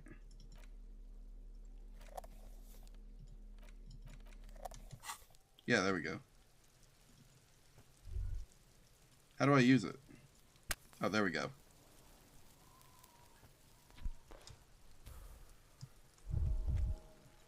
Yeah, that's fine. I've got plenty There of are health. several footprints in the mud, left by work boots. Wait, I thought that would... Nope, that didn't boost it. Okay.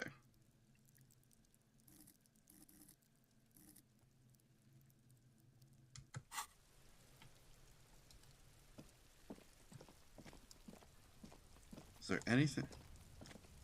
I don't know what else I can do right now. Because let me check my tasks.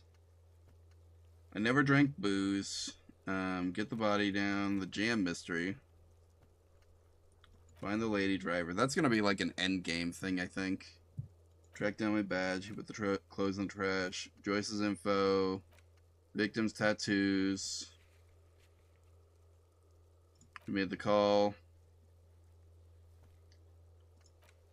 Explore the whirling secret passageways. Sing karaoke. Wait, I've got an idea for that. Let's go to the pawn shop. He might have a copy. We'll see.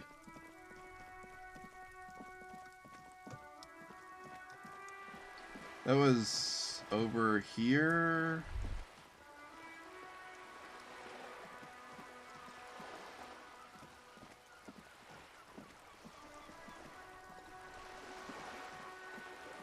Sorry, I went the wrong way, apparently.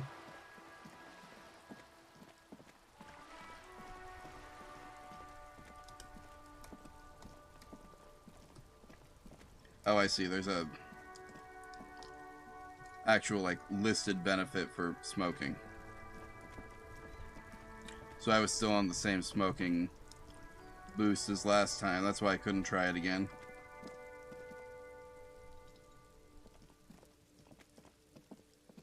Well, I'll have to remember that for next time.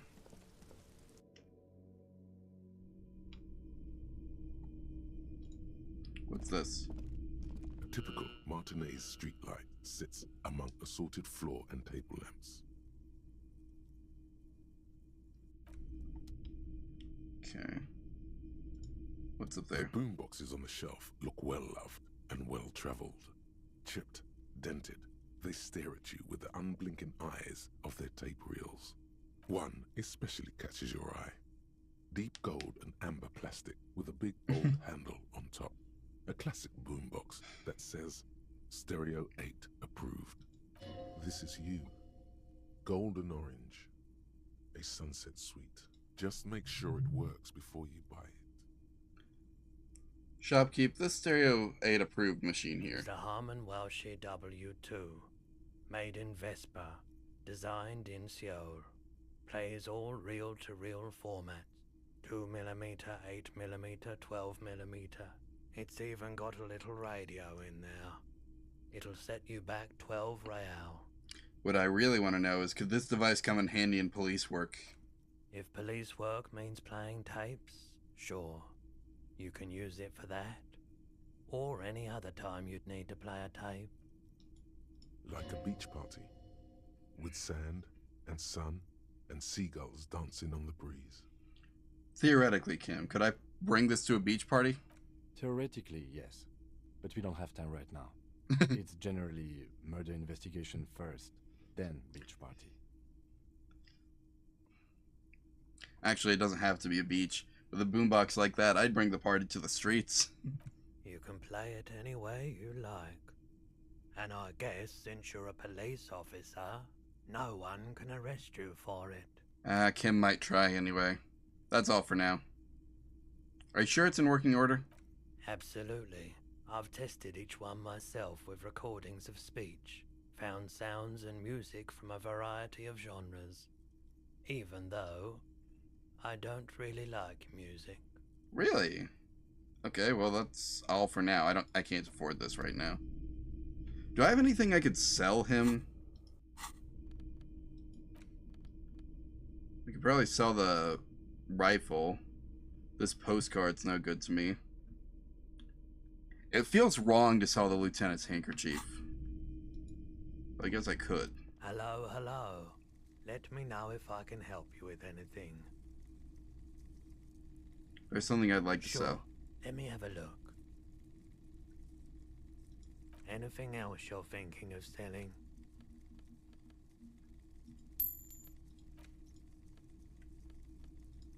Thank you, sir.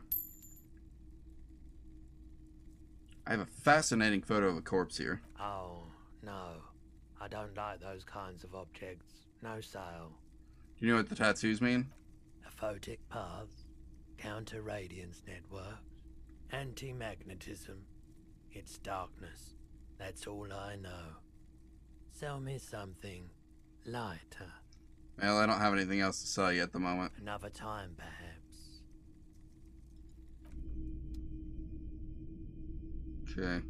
So I need to save up for this. What's over here?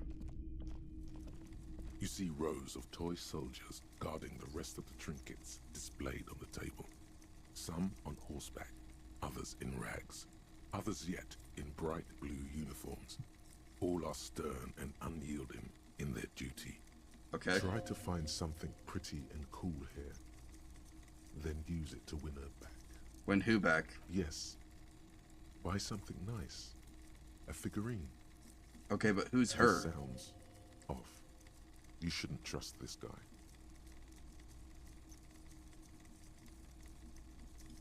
Let's see if I can do it at least. Why? What's this? A headless man riding a horse? A headless man wearing futuristic tracksuit trousers that say found? What's this? Oh, that's the Headless Phone Rider. Who? The Headless Phone Rider. It's an urban legend about a man who rides the streets of Revachol sporting a fawn tracksuit. As you see, he's missing his head. Oh, okay. 50 cents. Bargain price. I'll throw in the tiny cap too.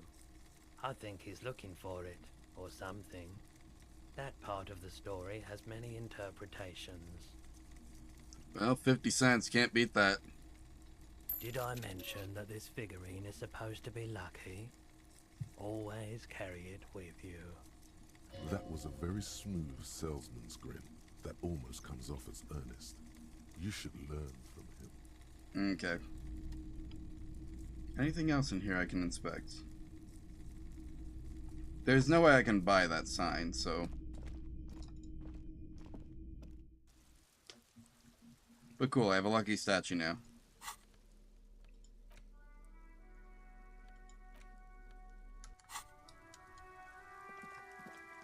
Surely that'll come in handy.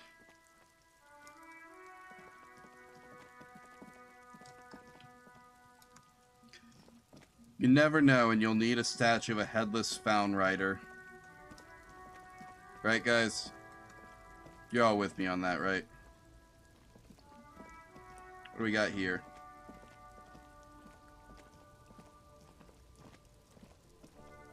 There's a pile of cheap sunglasses in a small box. A variety of shapes and colors. Ooh, I need a pair of sunglasses. Sunglasses, officer? These are all boring. Boring third-rate ho-hum sunglasses made of cheap Syrahese plastic. The kind of plastic that melts in the sun. Ooh. These are all first-rate sunglasses. Premium design, superb material, very cool. UV resistant. These will definitely keep your eyes safe and cool while doing your dangerous police work. I think he's lying to me. No luck. All you find is this lime-colored cellophane visor, produced by a bargain sportswear brand called Amphibian, apparently. There's a malformed green frog on its bent cap. Oh, that visor is perfect for you, officer. It'll definitely keep the sun out of your eyes while you're shooting criminals. Bang, bang! And all for a mere 6 real. Kim, should we be prepared for firefights? I hope not. You don't like it? Sure, Square Joe. No problem. Let's get you some real shades. Let's try on the ones you recommend. Abort. These are hideous. What's more, they don't even fit your face. You can feel them pinching your nose and chafing against your brow. Damn, officer! You look like a mega secret spy. Very secret. They're practically made for you. I'll let you have them for 2 real and 50 cents. They're perfect for concealing your bloodshot and baggy eyes. No, you are definitely not buying those. You're right, I'm too sensible for these. Are you sure? But they look so good on you. You should think this through, officer. Yeah. I'll come back when I can conceptualize the good sunglasses.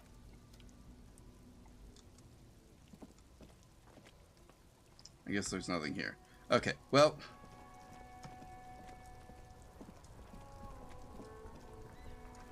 Am I stuck? I was stuck. Okay.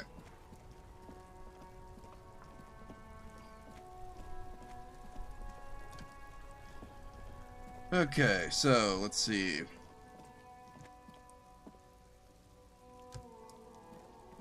I feel like there's...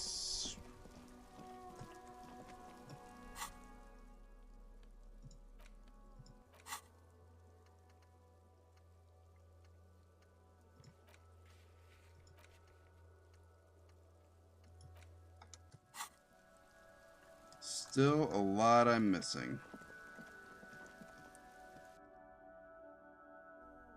Oh, hey. I can just come down here now. How's this thing doing? This orange machine is buzzing like an... You slip your fingers on if you want to try again. Equip the pry bar. My pry bar is not good enough for that. Wait, what's this stuff? Did I never look at this before? Wall collapsed. Inaccessible now. That's unfortunate. A thick layer of coal dust covers the furnace, coloring it pitch black. Looks like this furnace has a face, and it's a face of agony. Cam, what is this? Is this a furnace? Looks like it. Looks like an old central furnace used to heat the building. It's connected to the chimney. No one has used it in ages. No signs of any recent fire. Only dead rats. It's What's dark inside? and grimy here. In the darkness you can hear chatter. It's coming from above. A voice, or several voices, talking to each other. Near the smoke chamber, upstairs. What are you doing? I'm hallucinating. I'm not sure, Kim, but I think I hear someone talking upstairs. Wait, really? We should investigate. See if someone's upstairs. Alright, now let's smear my hands with coal. A lush layer of coal now covers your skin, sinking into the wrinkles. Your hands look ancient. You feel the spirit of Ramut Karzai, ancient hero of Grad, pulsing through you. All that's left is to cover your face in war paint. Okay, let's do it. Dangerous stripes appear onto your cheeks, telling stories of your wild soul. Heck yeah. What are you doing?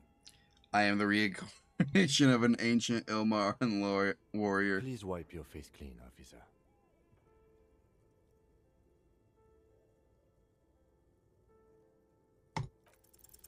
These three stripes give you strength in this dangerous realm.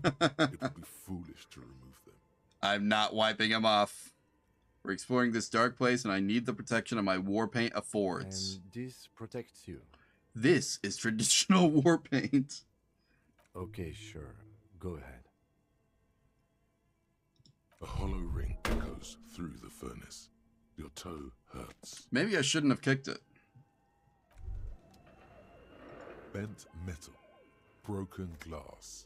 Your path lies strewn with the broken forms of everyday objects. You are the destroyer, the bane of inanimate matter. No, I'm just a disempowered individual trying to take my disempowerment out on everyday objects. Look, there's a discarded milk carton on the floor. Why don't you destroy that, too? No, I actually feel sorry for the things I've destroyed. You're right. That's definitely not the behavior of a destroyer at all.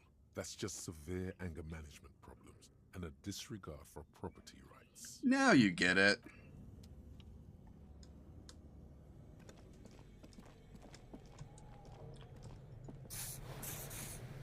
I'm gonna need to buy more healing items soon. Yes? Nothing. I meant to go upstairs. Oh yeah, I need my flashlight.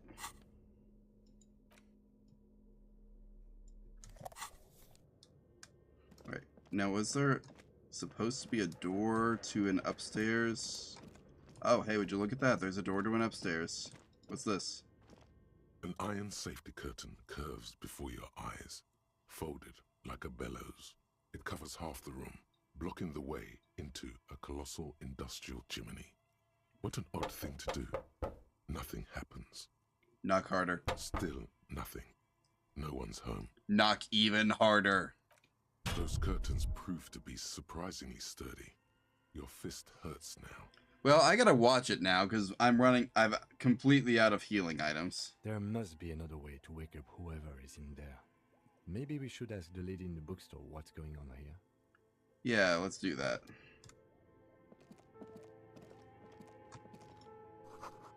Shoes in a puddle of melting snow.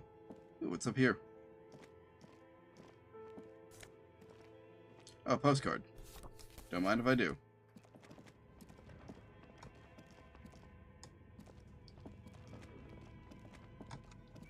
Alright. There's supposed to be a way, like, to an upstairs floor. Why do I feel like these mannequins are gonna, like, get up and follow me or something?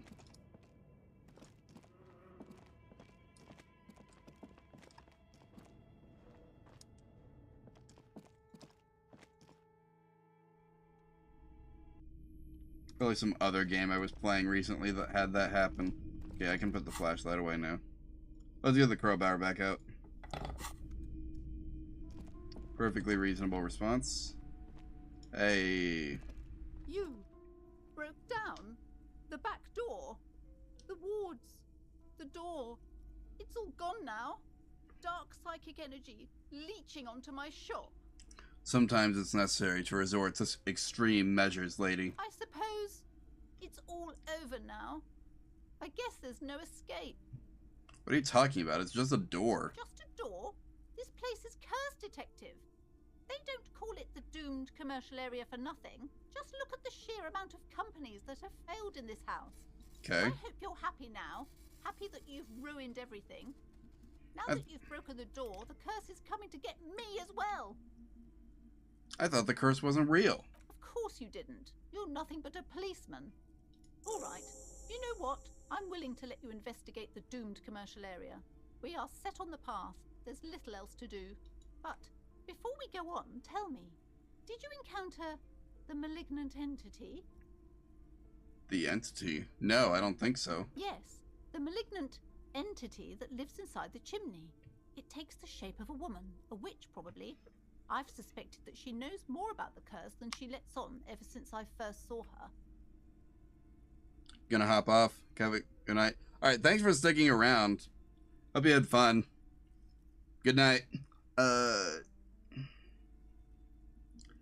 I mean, I heard voices coming from the chimney. Yes, I've heard that. It's enormous. She has barricaded herself behind some metal security curtains upstairs. God knows what she's doing there. Some unnatural magic, I assume. You should go find the entity and ask what happened to all the companies in the building. And do return to me after you've talked to it.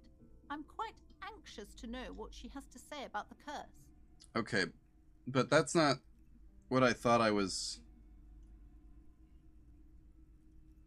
That's not what I thought I was doing there. If you're Whatever. really interested in cracking this mystery, then we should go back to the furnace. Maybe you could yell into it or something. Make some noise. You'll think of something. You always do.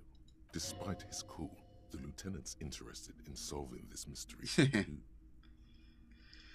I have a few more questions about the curse. Okay, but please, only a few questions. You wouldn't want to disturb the spirits.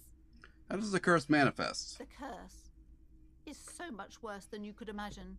It's a disease, eating at the very foundation. Okay.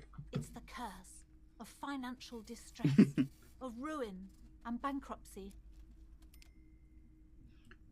Okay. Didn't that curtain just move? Ah, Annette mentioned the previous tenants had some financial troubles. It's not just that, officer. We're dealing with something supernatural here. It's the cacodemons feeding off bad business practices and disappointing income statements. There's something wrong with this building, I can tell you. Ever since I arrived, I've sensed an eerie, lingering presence, as if I was unwanted here. Maybe you are. Familiar. Strange. I feel unwanted too. Truly so? Perhaps the dark energies are leeching off you. You shouldn't stay in the store too long. It may be dangerous. So why didn't you just tell me it was a curse? It's not good to talk about the curse, not in detail. The negativism. It's dangerous. Talking about the void wraiths angers them.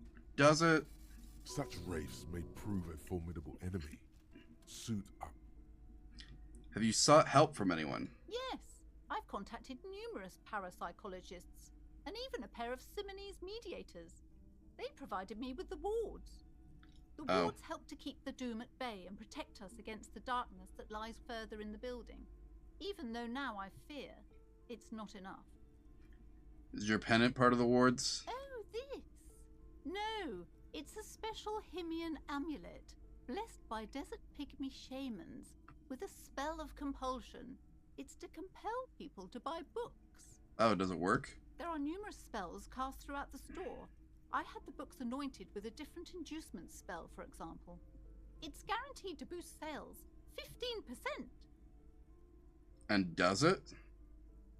What about the wards on the back door? Are they Simonese? Yes, the Simonese are very crafty, and their wards are extremely powerful. Lesser wards simply won't do here. Okay, I have other The woman questions. looks aloof, her features much softer. Occasionally she glances at her daughter's silhouette. Alright, that's all I can say for now. Let's go talk to the kid again. I'm sorry, sir. I can't talk right now.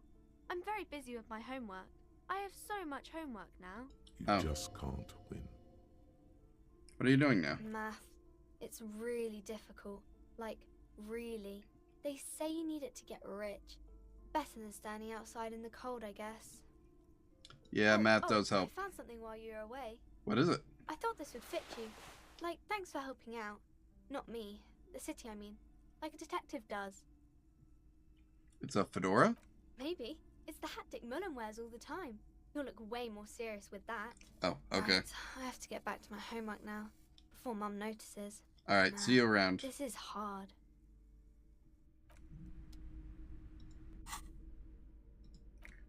Let's see, fedora. +1 encyclopedia versus... we'll take that for now. Heck yeah.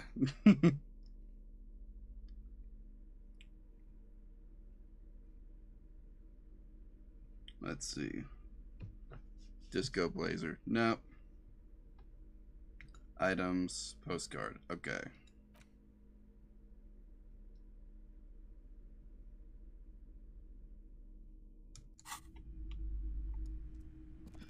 Well, I guess let's head back in and shut up the fireplace. Because that seems like the smart thing to do here. Yes? It's dark, and the flashlight works a lot better if you hold it in your hand. Yes, you might even call it a feature of the universe that you need to hold tools to use them. Well, that doesn't make sense. I'm sorry, the fundamental laws of the universe don't seem to agree with you, detective. But the fact remains that it's too dark to see in here without a flashlight. So come on, we've got work to do. Some Okay. areas are... Fine, I'll put on the flashlight.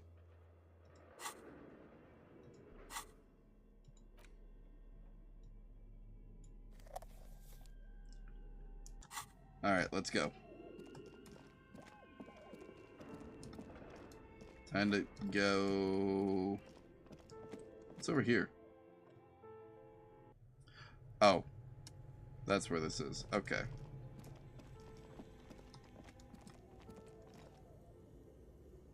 A thick layer of coal dust covers the furnace, coloring it.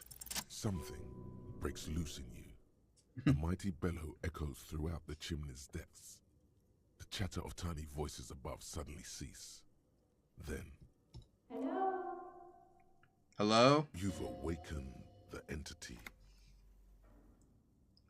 I summon the ghost of the doomed commercial area. Answer me, spirit. Hello? Did you say anything? I can't hear you. Please come upstairs. There's a safety curtain on the second floor. I'll open it. Thank you. Hear a low rumble upstairs. The sound of a curtain being pulled aside. After you, officer. Alright, let's get out of here. I'm pretty sure she just sells, like, dice. If I remember correctly.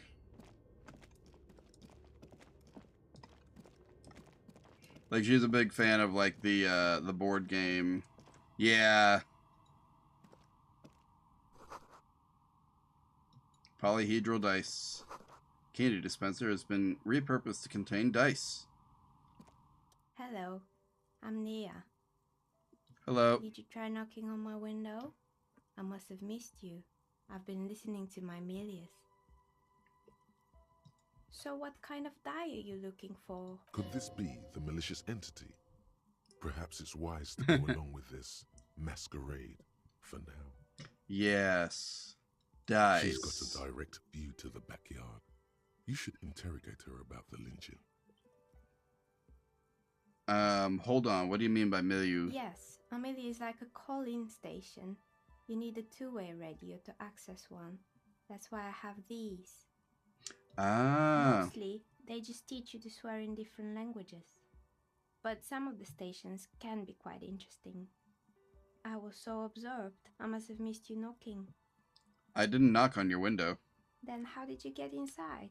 By the south entrance? You know what? It doesn't even matter. What matters is that you're finally here. Let's talk dice. Did you have something specific in mind? What do you mean about dice? I'm a novelty dice maker. Tell me the name of your role-playing system and I'll make the die you need. That's why you're here, yes? Yes. As she speaks, her bone-like fingers fiddle with a ring. Her bones light, but her hands strong. Role-playing games? You know the one made by Fortress Accident. Does that count? Sure, I like role-playing games and I need some dice. Very good. My rate is 10 real per set, unless you want something really unusual. Challenge accepted. Take a look around and see if there's any particular stone you want to use. This person means you or no one else. Absolutely no harm. She will answer freely and honestly. Okay, I'd like to order a die from you. Of course. Tell me what you have in mind. Do you know the We're All Untethered setting? Ah, yes. Fortress Accident. It's too bad they never finished their game. Really, it is. Too bad. We're All Untethered die is a variation of a standard role-playing die. Only, instead of plants, it uses motives of ice and death. And loss, of course. Oh, yeah, I know that comic. I'm thinking something made from alligator jawbone, cast in black resin. The reptile bone is as white as ice and dead as, well, death. For 7 real, I could have it ready in 8 hours. It's a deal. Great. See you in 8 hours then. Okay. Is there anything else?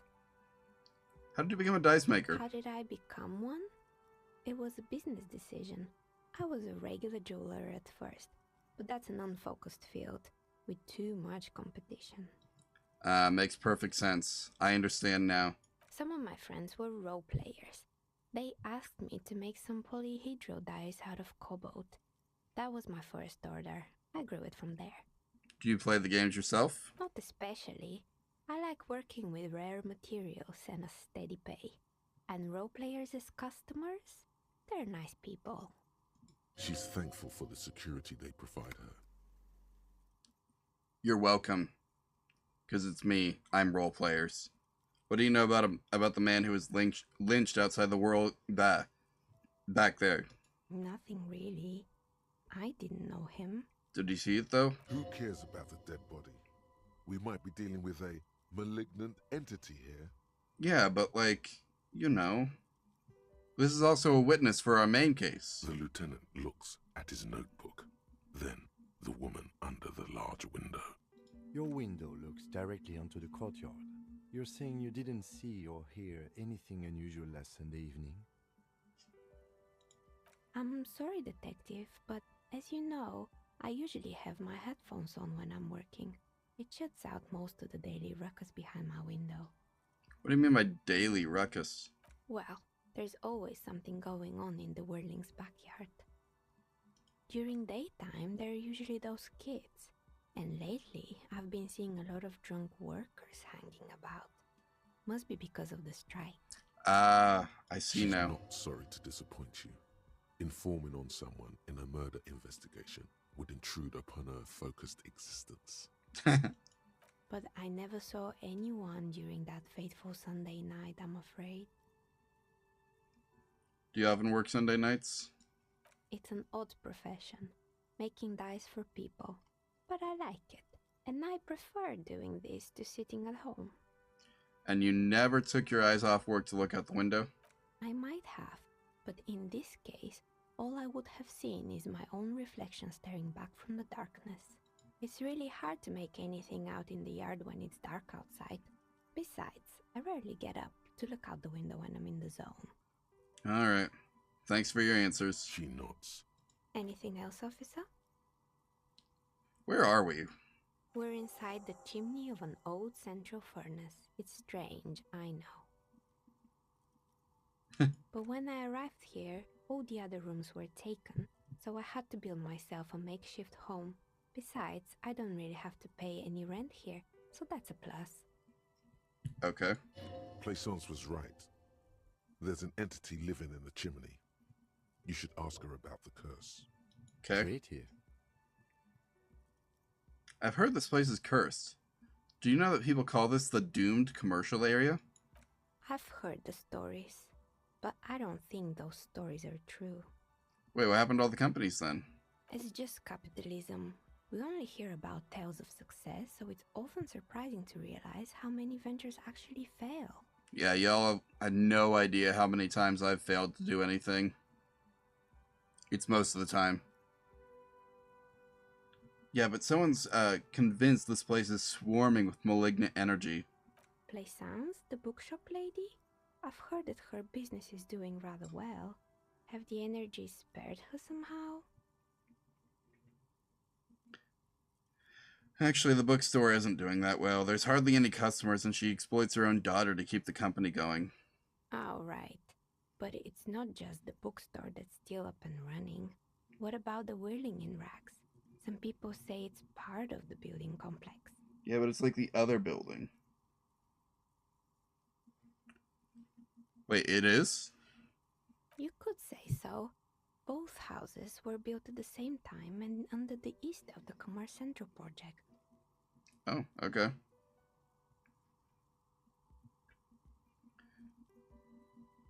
Yeah, you're right. It doesn't really seem all that cursed. And then there is me.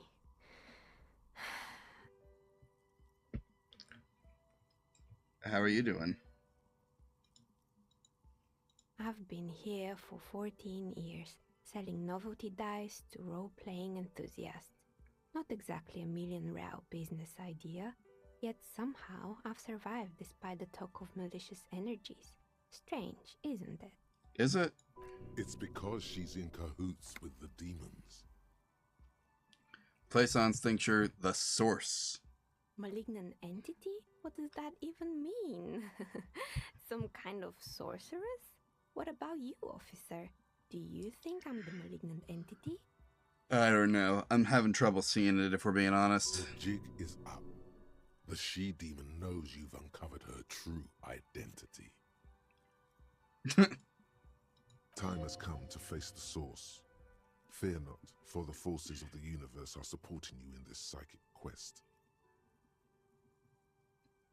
Honestly, I'm still not sure. The world's a puzzling place. Is it now? I've always thought it's a rather mundane and boring place with no supernatural surprises inside. See, that's what a witch who is trying to keep her secret identity safe would say. Well, if you ever find a way to explain all those inconsistencies in the curse, let me know. Okay. Plaisance is not going to like what you have to tell her. Do you know what happened to the other tenants? Everyone else is gone. More or less. Are you interested in anyone specific? There used to be a hair salon here, right? Yes, I think it was called Androgynous Orlando or something similar. They weren't a big hit around here. Turns out that working class men don't like genderless haircuts. They're scared of that word. Ah. You wouldn't like it either. The others would laugh at you. I guess I'm a simple man. I don't really have opinions on hairstyles. Me neither. I just want it off my face. What happened to the gym? It wasn't merely a gym, it was Artemiteps Boxing Club, a community project created to steer at-risk youth away from drugs and crime. Maybe that's what Kuno needs, a community-centric boxing club. Kuno. Who's Kuno? Who is Kuno? Your guess is as good as mine. Oh yes, you mean the kid with the sailor's mouth. Yes, I've heard him yelling profanities in the backyard. I think it would take more than a gym to help that kid. Yeah, true. Who's Armitep? A kind man, from Zemsk. I heard he had some trouble with the law when he was younger, and that's why he wanted to start the gym, as his way of giving back. Well, judging from the kids I've met so far, it didn't really work, did it? It didn't. If anything, it made the youth situation in Martinez even worse. At some point, someone started a rumor that the punching bag downstairs was full of amphetamines. Was it? You should have known it. Eventually, the coalition took away the funding and the club went bankrupt. This was a few years ago. It's gotten much more peaceful around the plaza ever since. Who broke all the windows? Oh, this one's a mess. There used to be a company that promised to repair windows 24 hours a day. What could go wrong with this one, right? Yeah. No issues there. The business was actually set up as a front for an illicit group that was producing snuff milias. Who would have guessed? Well, that was not where I thought that was going. And they never cleaned up the debris either. Now it's just littering the hallway and I have no idea how to get rid of it on my own. Shame about the windows. I don't even want to ask about the milieu. Yeah, don't. Did someone here make stuffed animals? I saw mounts lying around. You mean Mr. Fabron, the taxidermist? No, he mostly just did drugs. Oh, okay. But what drugs exactly? I need to know what drugs he was doing for my police report. He got high on some weird taxidermy chemicals. I wouldn't recommend it to anyone. Eventually, they caused him to lose control of his bladder. The smell was awful. Yeah, okay. Even you can probably do better than that. Probably. You can almost see it. A small, sickly old man, hunched behind his work desk, his pants stained with old piss, stuffing a sad, stiff-legged raccoon dog. The entire scene looks tragic. Now what about all the creepy mannequins? There used to be a fashion atelier here, but I have forgotten the head designer's name. They were doing well for a couple of years, until the insect rights activists came. I didn't know insects had rights, or activists. Yeah, the atelier didn't know it either. They produced a certain collection that used chitin among the materials. Apparently chitin is made in the Occident, where it's extracted from beetle wings. Oh, I see. And you know how all kinds of political movements are big in the Occident. The activists shut down the biggest chitin supplier, which of course caused the price to skyrocket. And, naturally, all the most fashionable tastemakers refused to be seen in chitin from then on. The atelier went bankrupt before they could finish the collection.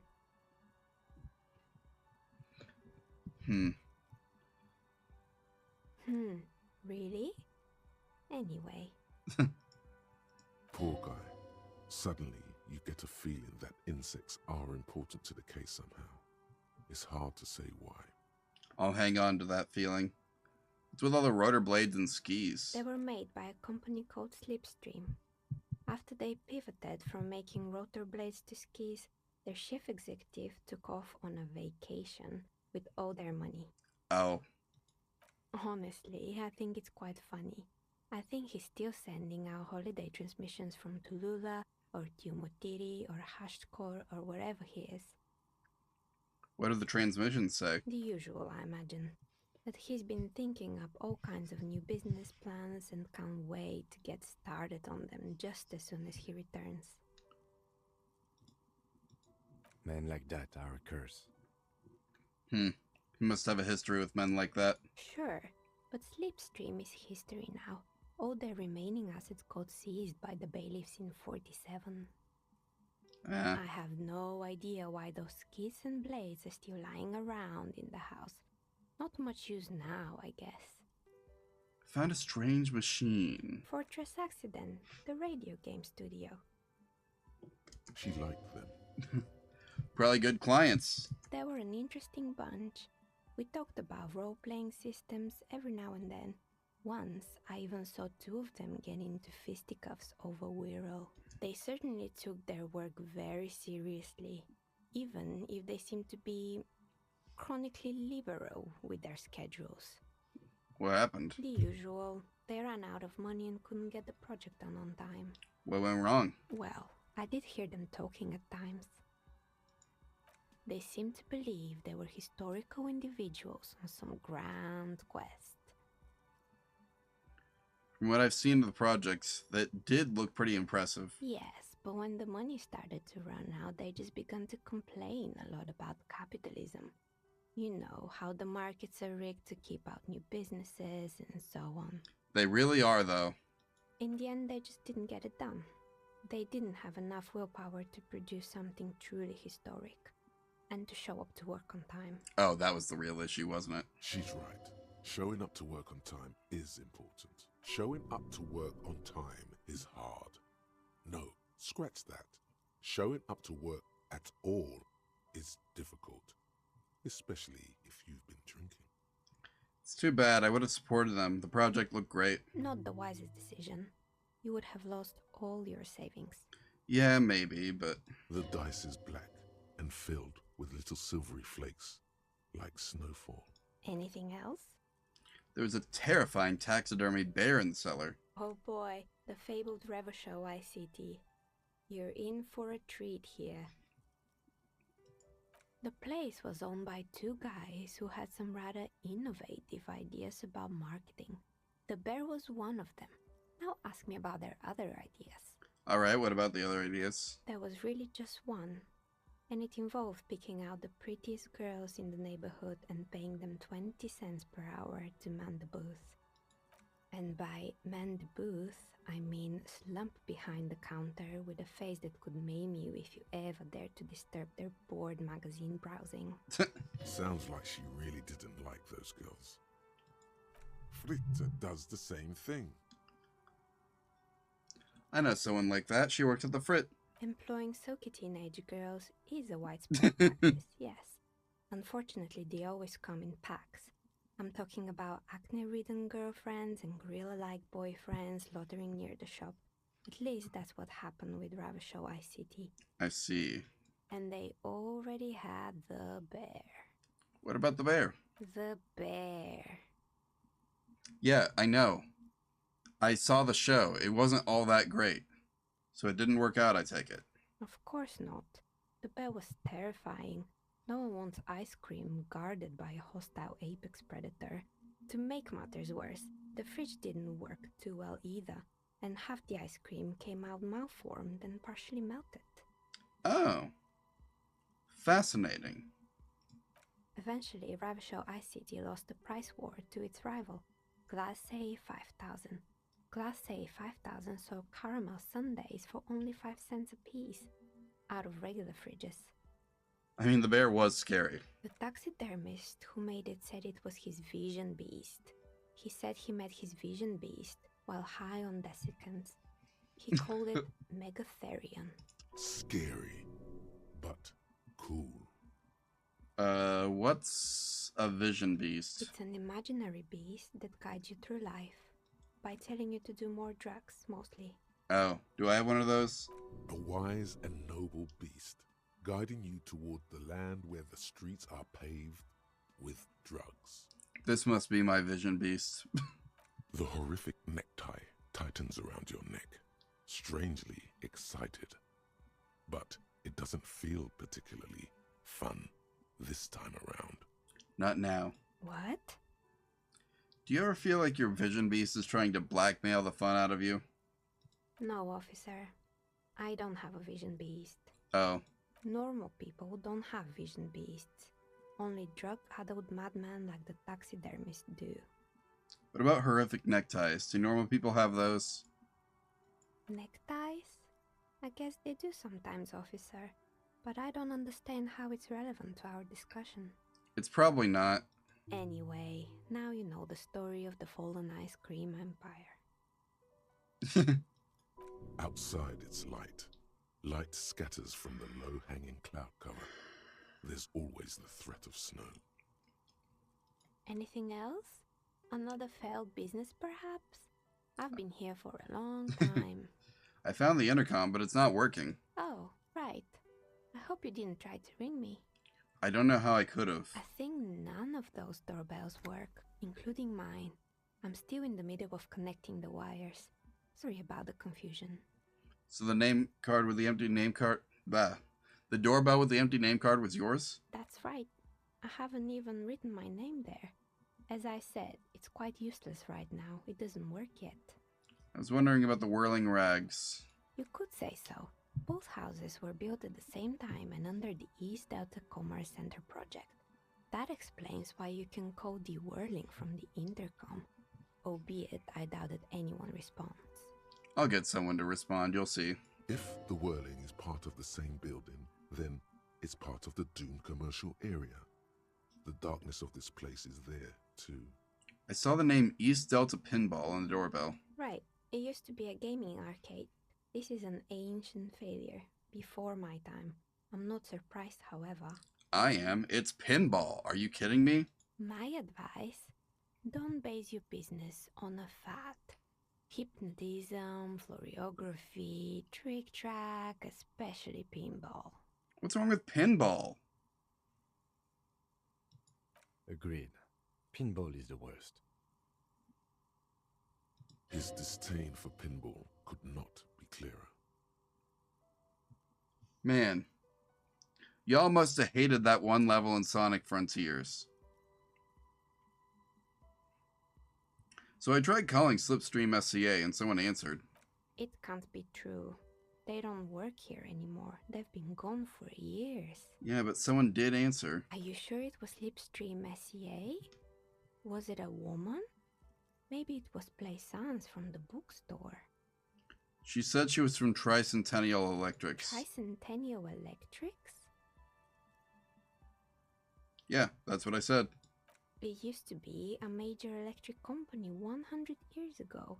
Are you sure it wasn't just some kids playing a prank on you? No, well, maybe. No, it was something else.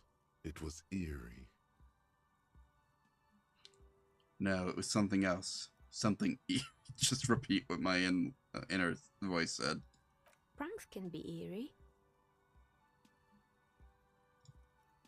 Oh, the kids these days. We were just one of them, and now they're terrorizing us. No solidarity. I have more questions about the building. Sure, I'm listening. I'm pretty sure it still doesn't work, but sure, I'm listening. Actually, I had other questions. Good. I hope it clarified things a bit. What else? I'm listening. Good. I hope it clarified things a bit. What else? Why hasn't your business failed? You feel nothing.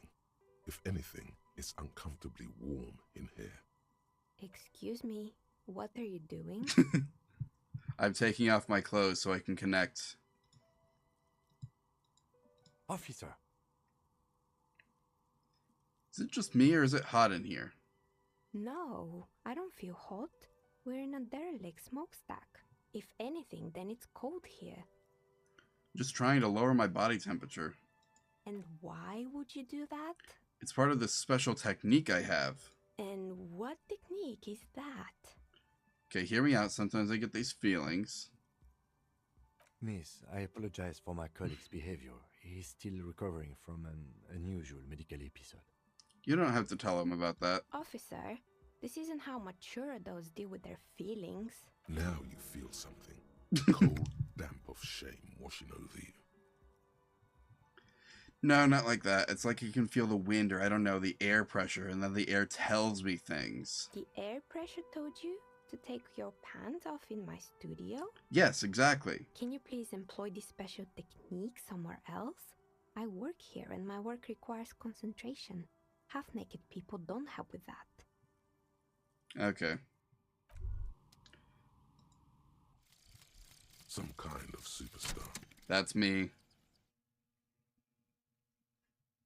They say the world isn't ready for a rock and roll cop. No one wants their state monopoly on violence to be mixed with celebrity worship. They claim to know it would be dangerous for detectives to rise to the ranks of demigods and have sexual encounters with barely legal cover girls. It would be insane, they say. To all this, you say, fuck off and die, in a cool voice. Yeah, in a You cool people voice. have no idea how good these cops are gonna get. They're gonna crack 20 cases a day. In the future, cops will be like astrophysicists, or prime ministers, or prophets. And you're the first one. -1 logic. Price of self-delusion. Nice. Alright. Well, oh, look how good my visual calculus can get now.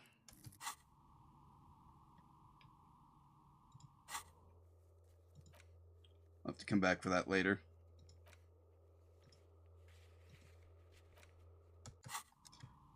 Time to go report in on our investigation. Yep, that's everything. Can I please leave now? Thank you. Exit. Exit. Exit. I found it. Alright, we're done up there. Time to get my trash bag back out.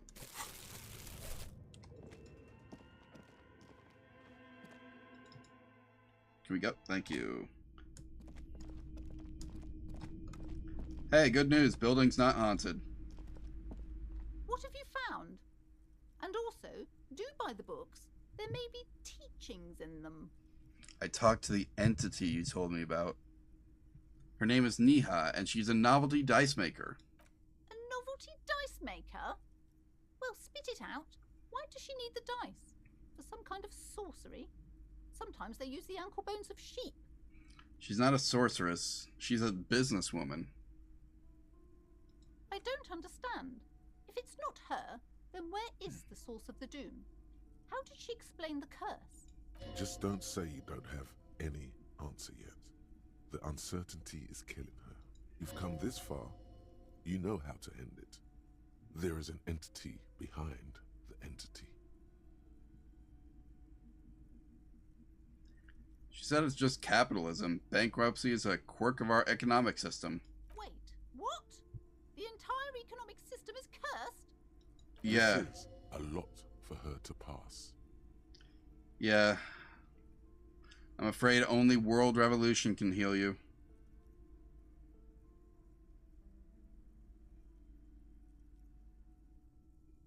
Another revolution? Yep. I understand what's going on here. You went in there, rummaged around, and accomplished nothing. And now you're telling me these intellectual things to cover up for it. Well, I mean, when you put it like that, it sounds bad. It's okay. You don't have to. I was wrong to trust another person. I will manage this psychic calamity as I always have. Alone. On my own. As she has to, every day. Thank you for nothing. Please, do buy some books, or be on your way. Wow. Total psychic collapse between you two right now. I am sorry we had to disappoint you, ma'am. Can we go now?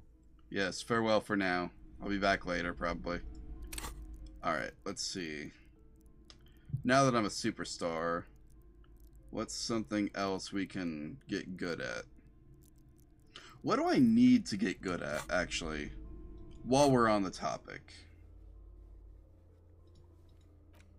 Okay, so we've got volition, encyclopedia, rhetoric, visual calculus,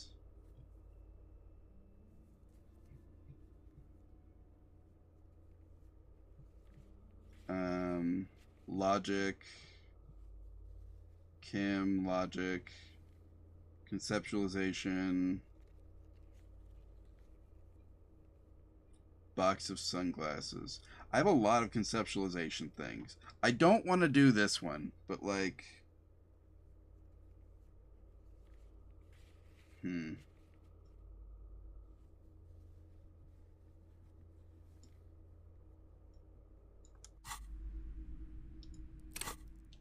Well, let's put a point into it. It's the only point I can put into it.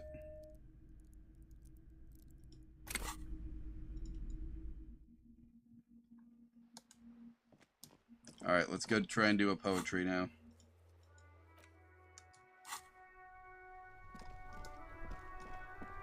Let's see. Yep. Damage looks like it could have been caused by an earthquake. Yeah, but it wasn't. It was caused by a war that this place never recovered from.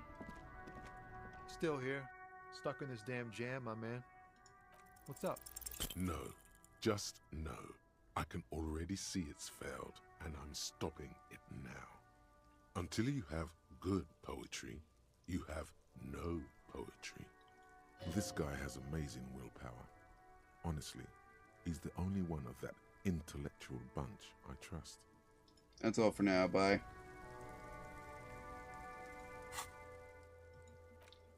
Okay, so let's go check out the sunglasses again. That's next. I'm still probably gonna fail these, but if I don't, then I might be able to get somewhere.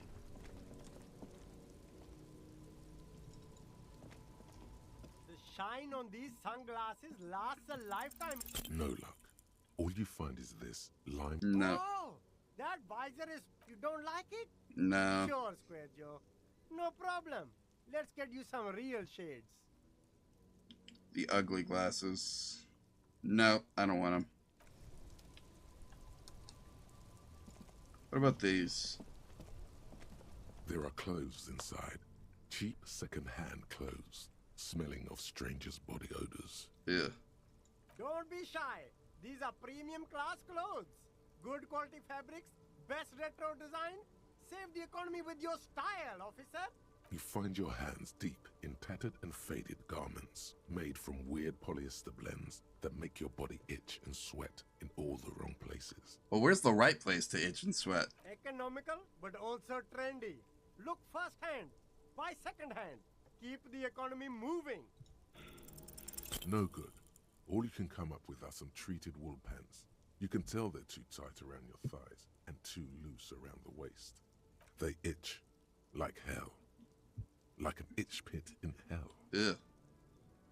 The itch is so bad you'll want to smash someone's face in.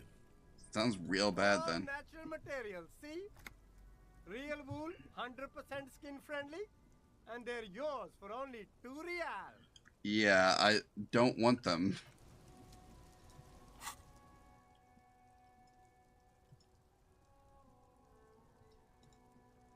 I need to learn the inexplicable feminist agenda somehow. Let's see, can I... That's nothing. Okay. Also nothing. We need to get around back over here so I can get to that wall again. I want to paint on the wall, but first I need to conceptualize the wall, and then I need to buy the paint or steal it off that kid. Just an ordinary wall. Nothing to see here. Yeah, why? It's a wall. Why must we stop to look at this wall every time we pass by? We have business to attend to. I'll figure it out eventually.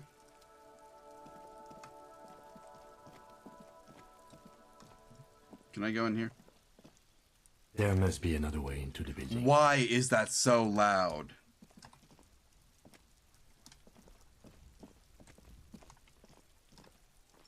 It's messed up. It's every time, too.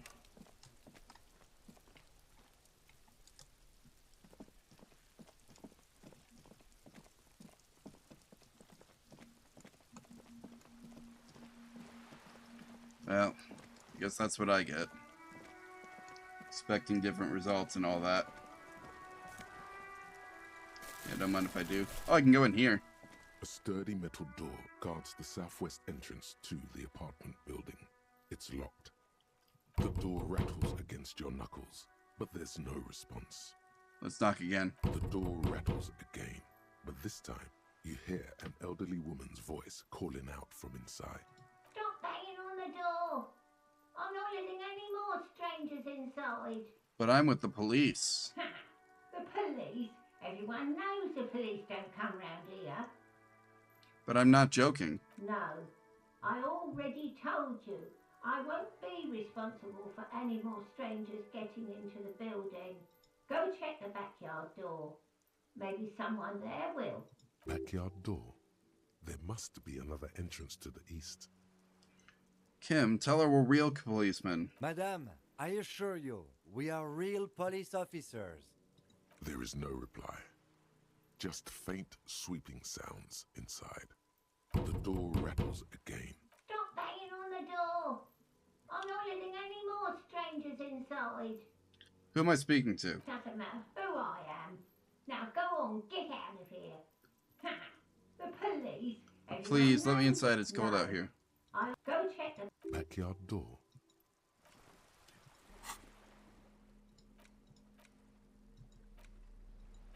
You lied. There's nothing new for me back here.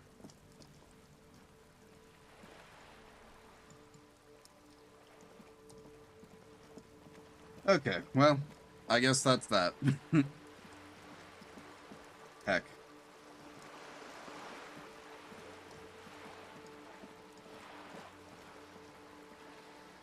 Oh, what's that?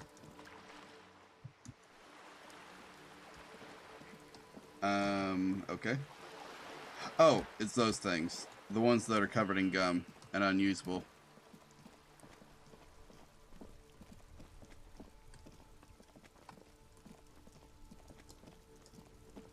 Let's see, what else can we do?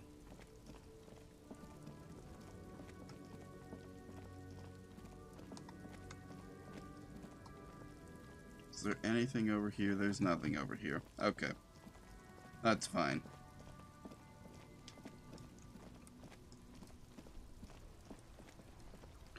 Let's see.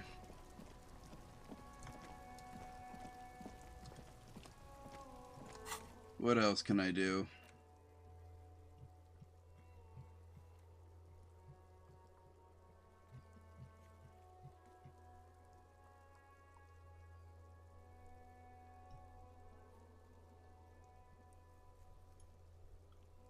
I guess I should probably come back to try and punch Measurehead again when I don't have Kim with me.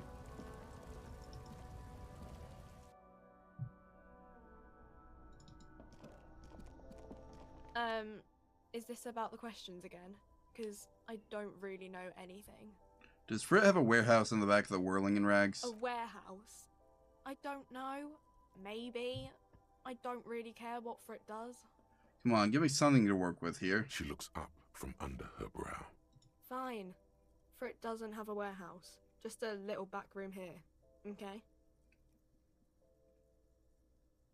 Okay.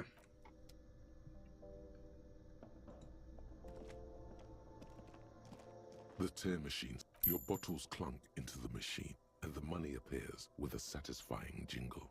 You're a richer man now. Yeah, but it's only 20 you know real, what yeah. you should do with that money, kiddo. Yeah, you keep telling me to buy more alcohol. I'm not sure it's a good idea. A small cabinet on the wall is filled with various medicine bottles, nasal sprays, and blister packs. They all bear the Saint Baptiste Pharmaceutics. Okay, here. I hope Saint Baptiste makes you feel better or something. Yeah, thanks. Okay, here. I can tell I you hope mean Saint it. Baptiste makes you feel better or something. Okay, here. I hope Saint Baptiste makes you feel better or something.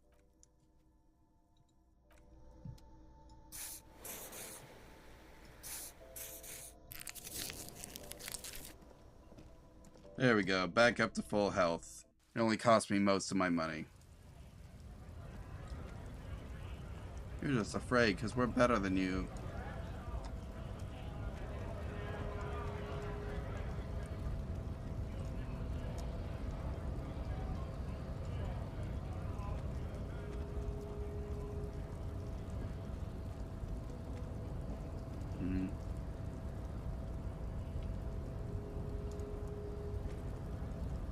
Wait. There's something up there. I can get there. Let's go find it.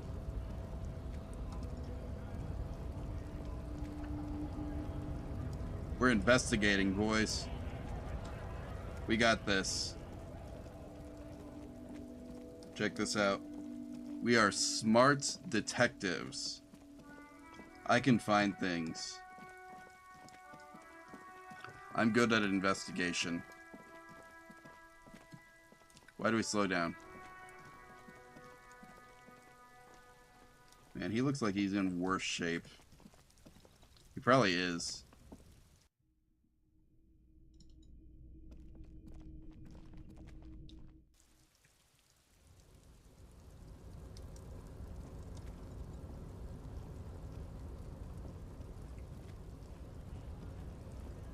Let's go have a look around up here. And hey, look, there is something I missed before. There's some money. What's this? Also some money. Neat. That helps, considering all the money I just had to spend.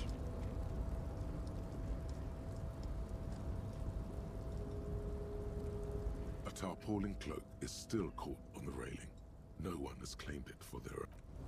Wait. I have something for this, right? No, I don't. Never mind. Wait. If I take these off, that's going to boost.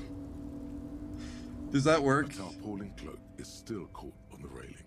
No one has claimed it for their own. No, that didn't work. Man, how funny would that have been if just taking off my pants made me better at... It made me good enough at Save Your Fare to try that skill check. Something else is decreasing it. Okay, now it's a 0. No pants, no shoes. Let's try again. A tarpaulin cloak is still caught on the railing. No one has claimed it for their own. Nope. Okay.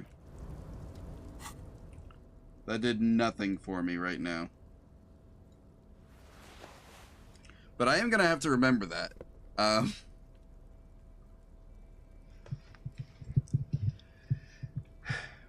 got to put a point in Save Your Fare next time I level up. And then when I come back up here, I'm going to take off my shoes and pants in order to succeed at that check.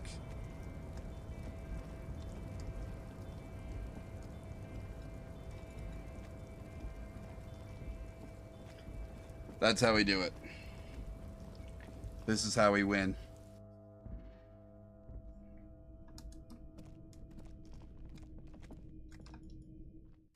God, I love this game.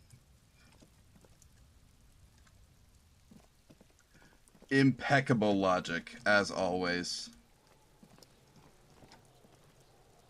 I wonder if it's possible to solve the case without ever getting the body down. Because at this rate, I don't actually know if we're going to get up there.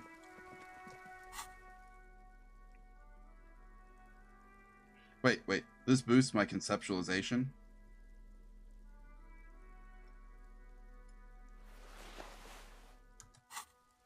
Okay. Just changing clothes doesn't make me better at the check on its own, but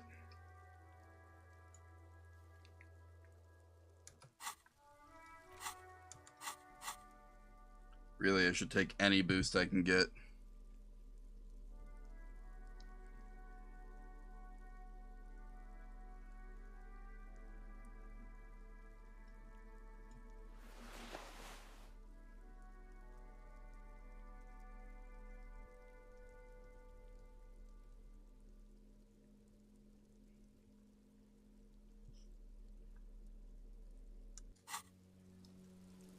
There we go. Now I look like a real professional.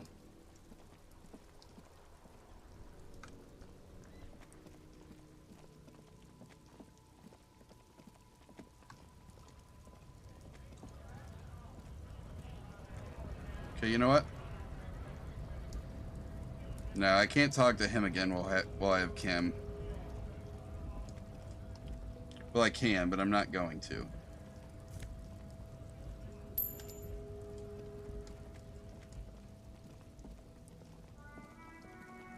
This is nothing. Okay. Also nothing. That's nothing. There's a whole lot of nothing over here. I genuinely don't know what to do.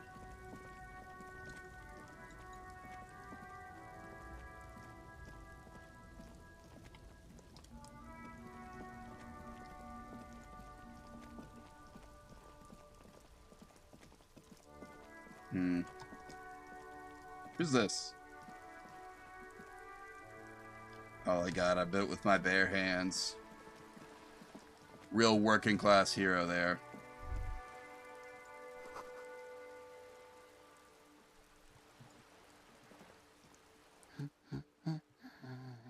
What are you doing? Looking for something to read.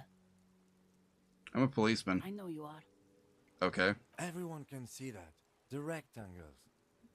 Do you need the help of a policeman? What with? Maybe your husband's missing. My husband? No, he's not. Well, where is he then? I don't know. At home now? Out drinking with his friends? Working? Where is this going, officer? So what I'm hearing is you don't really know where he is. Yes, but I don't really need to know where my husband is. Not all the time. But wouldn't you like to? No.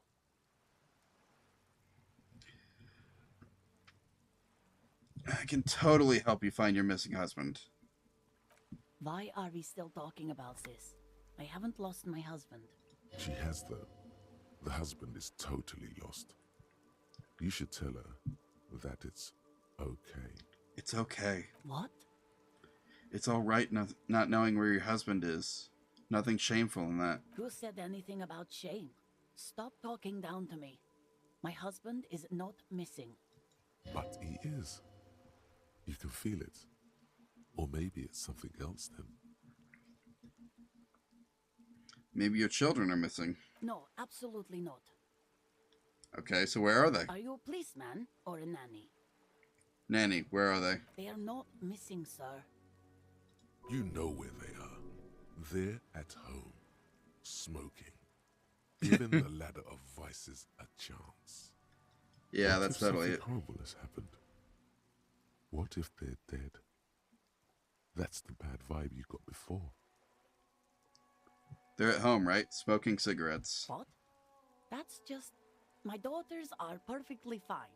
They're with their friends down in Jamrock. There's nothing to worry about. If you say so. She's getting upset. Her voice has risen as she tries to convince herself that her daughters are safe. They're almost grown up now anyway. They're past the age they need me protecting them from everything now. I'm afraid the danger now is greater than ever. Tell me, how old are they? My youngest girl, Jolie, is just shy of 16. Jenny, she is turning 18 next month. But we shouldn't even be talking about them. Can you describe their appearance? Any features that stand out? Something that makes identifying them easier? Why do you need to know this? Haven't I repeatedly told you that they're not missing? That they're in Jamrock, safe and well, at some stupid party? Did someone say party? You could use a party. Hunt it down. It's for the investigation. I'm trying to be professional. There is no investigation here. I can tell you that. Maybe your cockatoo's missing. I don't mean to disrespect, sir, but you are being a bit of a cockatoo here. For what it's worth, I agree. But cockatoos can't be stopped when they get ladies. It's better to indulge him at this point. I was thinking about your cockatoo. Is it missing?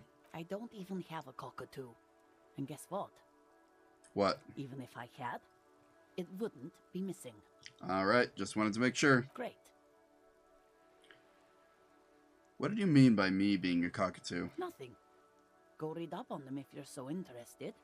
There's a great book in the bookstore. Maybe you should. What if the cockatoo is your astral captain? Or your heraldic bird? Actually, that's exactly what I'm going to do. Thanks for the tip. Wonderful. The store is open. Her hands move over the book covers. The tips of her fingers look rough, stained with yellow. It seems like she has spent a lot of time at work, smoking. Good for her. An array of neurons fire up with joy. Bum her a cigarette, lest it turn to pain. You smoke? No, I don't. I know for a fact that you do. Why do you think that I smoke? I suspect your hands look like they belong to a heavy smoker. It's not like yours look much better. Take a look at your hands. She is right. Your hands look even worse than hers, with tiny cuts and gushes covering your skin like a spider web. Can I have one? Your fingertips have become an ugly shade of brown. I already told you I don't have any. Go bother someone else. She's lying. She's goddamn lying. She has smokes. Okay, thanks. No problem. She sighs. That's all for the moment. The woman before you nods and returns to her reading. It's fine that she's lying, guys. I don't actually need a smoke from her. I've got my own, remember? But I do need a book about cockatoos now. Hello again, esteemed officer, and welcome to Crime, Romance, a book about cockatoos. There should be one upstairs, right next to the shelf of biographies. Farewell for now.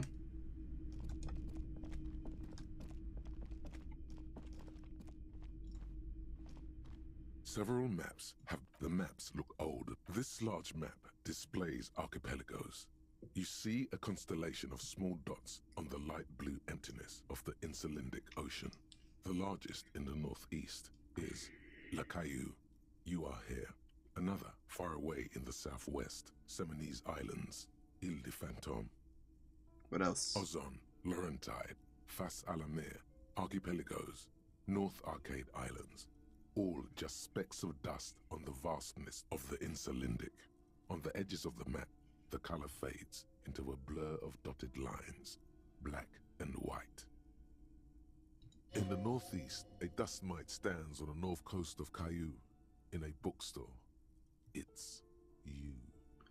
It's me, guys. I'm the dust mite. Radiating outwards from you, the suzerain Revachol. With a radius of 80 kilometers, still, the crown jewel of this Isola would be barely visible. Can you see the cities on the islands? You can, on Caillou, Revachol, a single black star, on Ozon, Fondelier, and Vilmandu, on archipelagos, Croyan Moran, Villiers, on Seminine, Olduvai, and on Laurentide, Deora of the Seven Seas.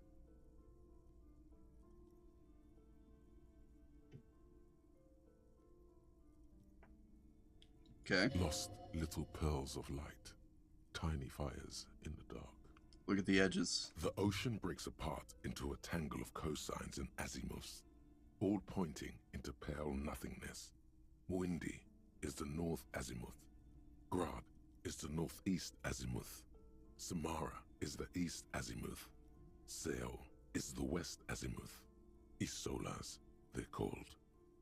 Connections to other worlds. Words past the Insulindian, unknown to you. You only know you've never been there.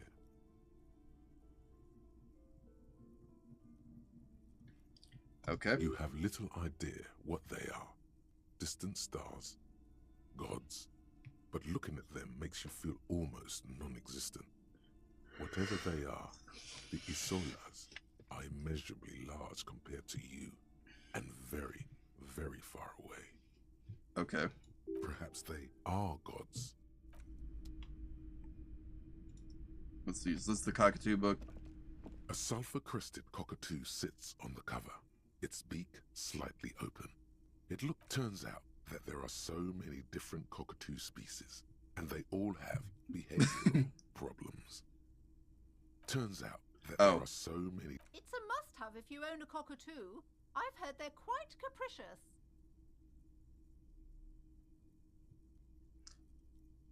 Looks like I'm not gonna get away with this, but... You wait I for did. the storekeeper to be distracted. When she's not looking, you haul the tome of cockatoos into your pocket. It's quite a challenge, but eventually, the guide to the cockatoos is yours. Splendid effort.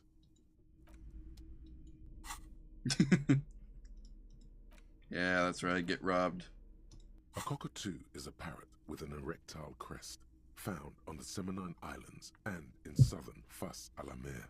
Known for their intelligence and general precociousness, cockatoos are popular birds in aviculture. However, they often exhibit various behavioral issues. What more? This book talks about the delicate nature of toos, as well as introducing some of the most popular species among the bird enthusiasts. The funeral cockatoo, the major majestic cockatoo, and the most common bang bang cockatoo. It's colorfully illustrated. What problems do these birds have? Where to even begin? All cockatoos are known for their needy natures, requiring attention for at least 2 full hours a day. They love to talk and have been described as lovable clowns who just don't know how to wrap up. I could handle that. It would be nice to have someone to talk to when feeling lonely. Pet owners also report moodiness, loudness, and hostility as recurring issues. If left unsatisfied, cockatoos may scream non-stop, pluck their feathers, or become aggressive. Right, that's pretty bad. Anything else? It is not recommended to get a cockatoo if you're not able to cook them food every day and give them the full care that they need. These birds will never understand that you have a life of your own. Yes, but there has to be something great about cockatoos as well. You're right. Cockatoos are magnificent creatures. They love to perform, cuddle and show off, and will even scream for fun, often as loud as up to 135 decibels. Okay, tell me about the funeral cockatoo. This is a yellow-tailed black cockatoo.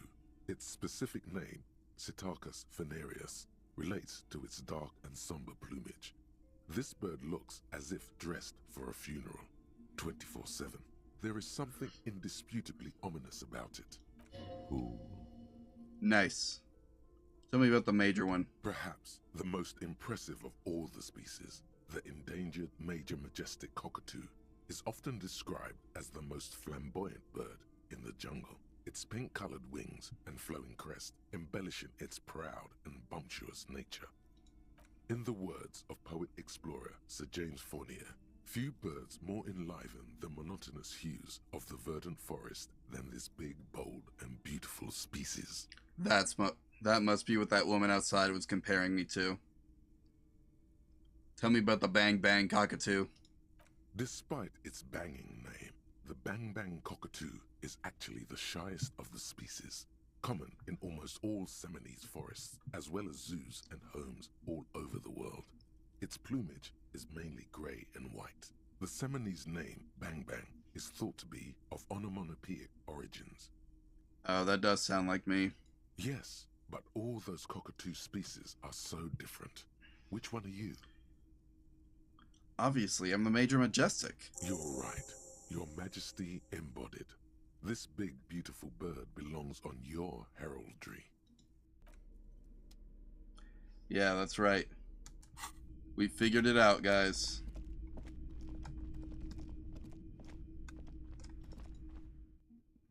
Now let's leave before she realized we robbed her.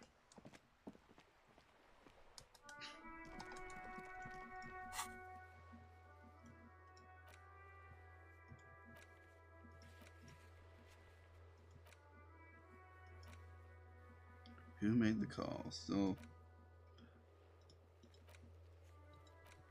Hangman boots, find all the armor pieces.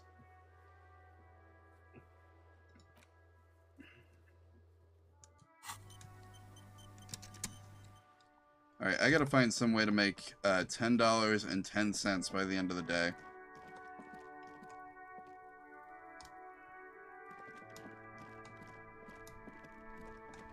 Because I just gotta run around looking for... Man, I hate to disappoint Kim, but also...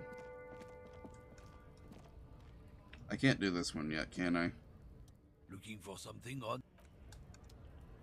No, no reason to talk to you.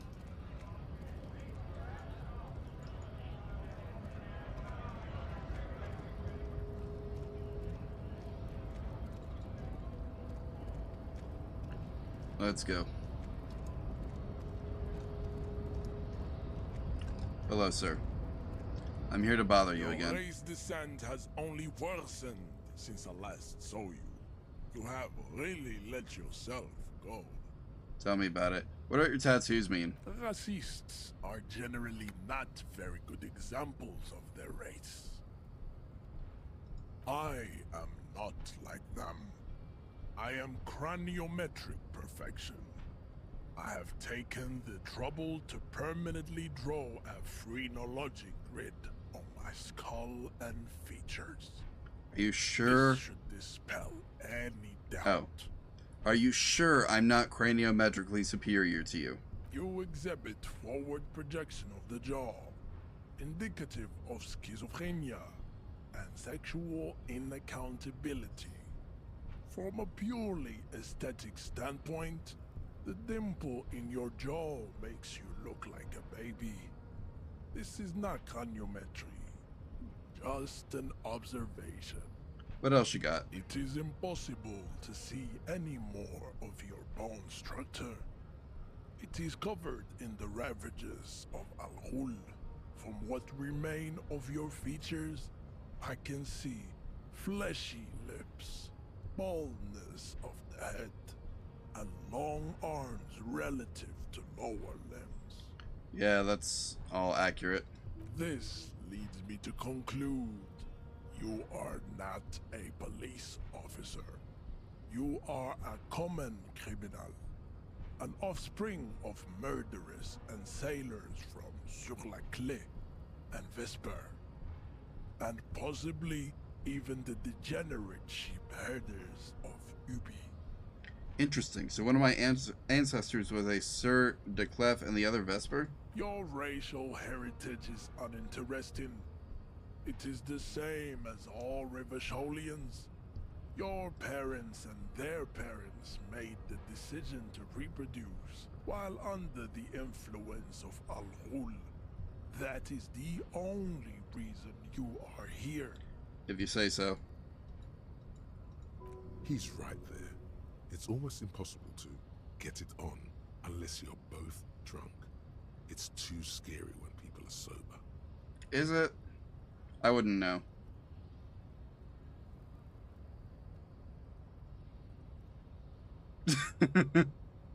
Suggestion is against it. Volition says do it again.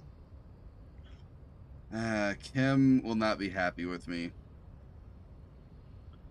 I think he'll be even more upset with me, though, if I do this. I think I'm just gonna leave.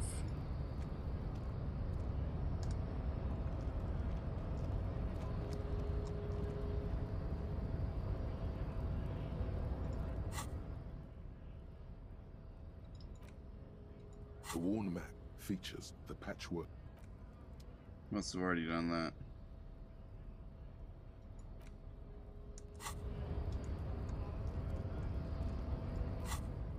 How am I doing?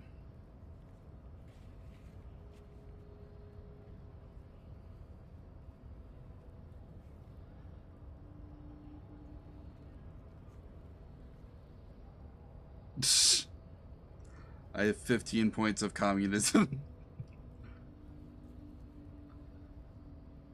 5 points of Superstar Cop. Only 2 points in Boring Cop, that's right. I don't see my Hobo Cop being tracked here, that's interesting.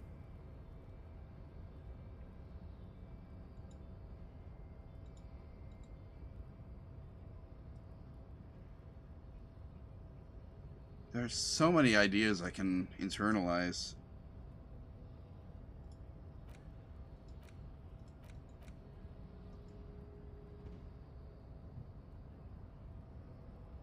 Forget requirement.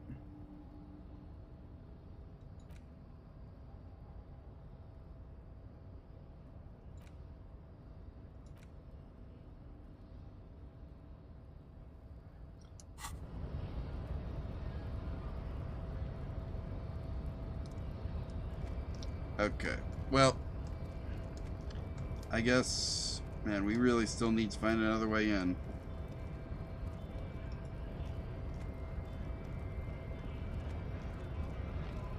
If only I didn't want to disappoint Kim.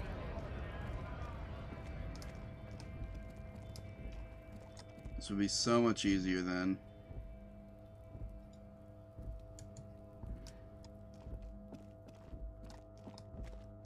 I think I just accidentally opened up something. My bad. Anyway. Let's see, what do we got? There. Working class drunk. You know what this means, right? Case solved. Cracked it. All in a good day's work. What did I crack exactly? What do you mean, what did I crack? Look at how working class that drunk is. Oh, it's the missing husband. Yes, and you found him. Now go and tell the working class woman. Protect and serve, recruit. Give me champagne. I'm going in. There's no need for champagne when there's honor, recruit. Go and tell the working class woman what you found right now. You got it, boss.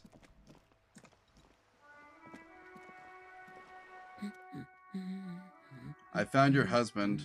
God damn it, I already told you. My husband isn't missing. Well, I found him nevertheless. I'm good. Very well then. Where is he? Excuse me? I don't follow. There's something else hiding in her voice, though. A trace of worry. I found a working class drunk and I thought he might be yours. Right, 'cause working class women come with alcoholic husbands. You know what? What? You were right. I do have an alcoholic husband. Although not that one. But you told me your husband's alright. I did, and he is. He's also an alcoholic.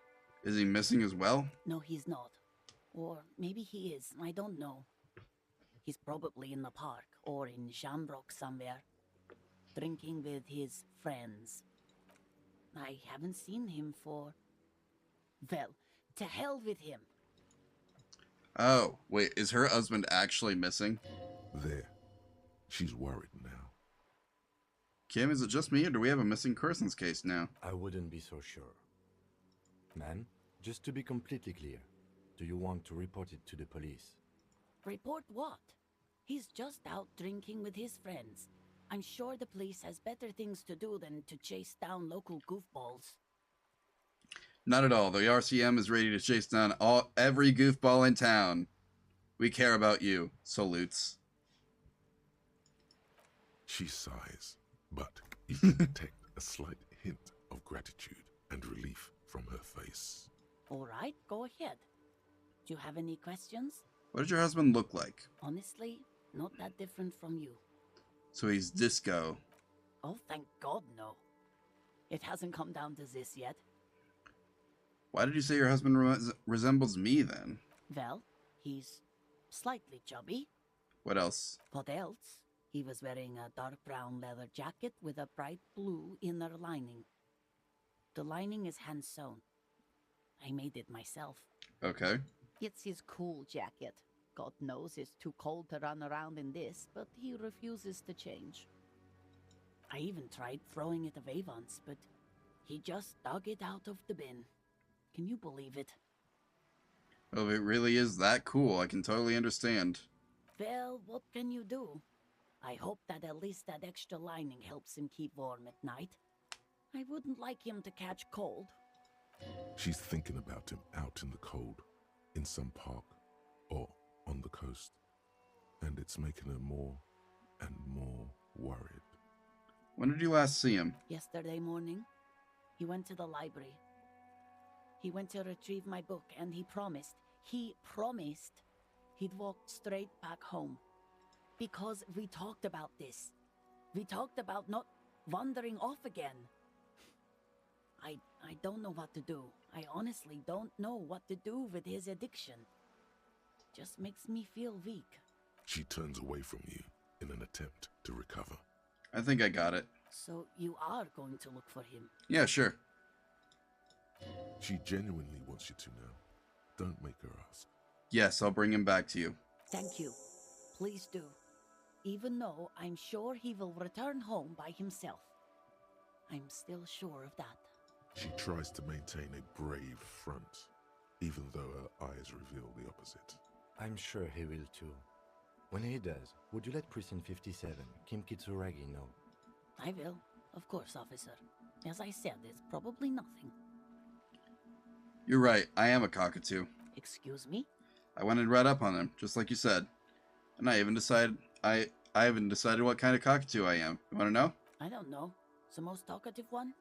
No, I'm the Major Majestic one. The what now? The Major Majestic cockatoo. It's the most impressive one.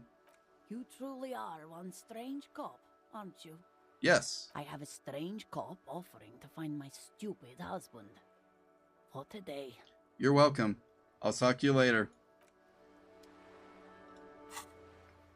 Find a working class husband. Find him and bring him home if possible. Okay.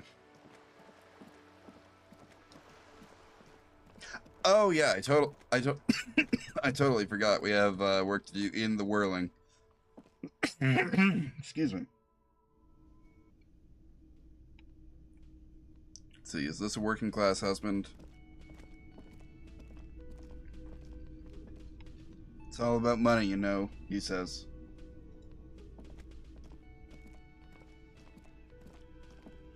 Alright.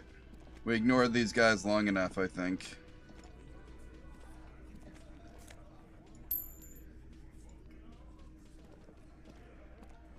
This is where you say your bed. Hello.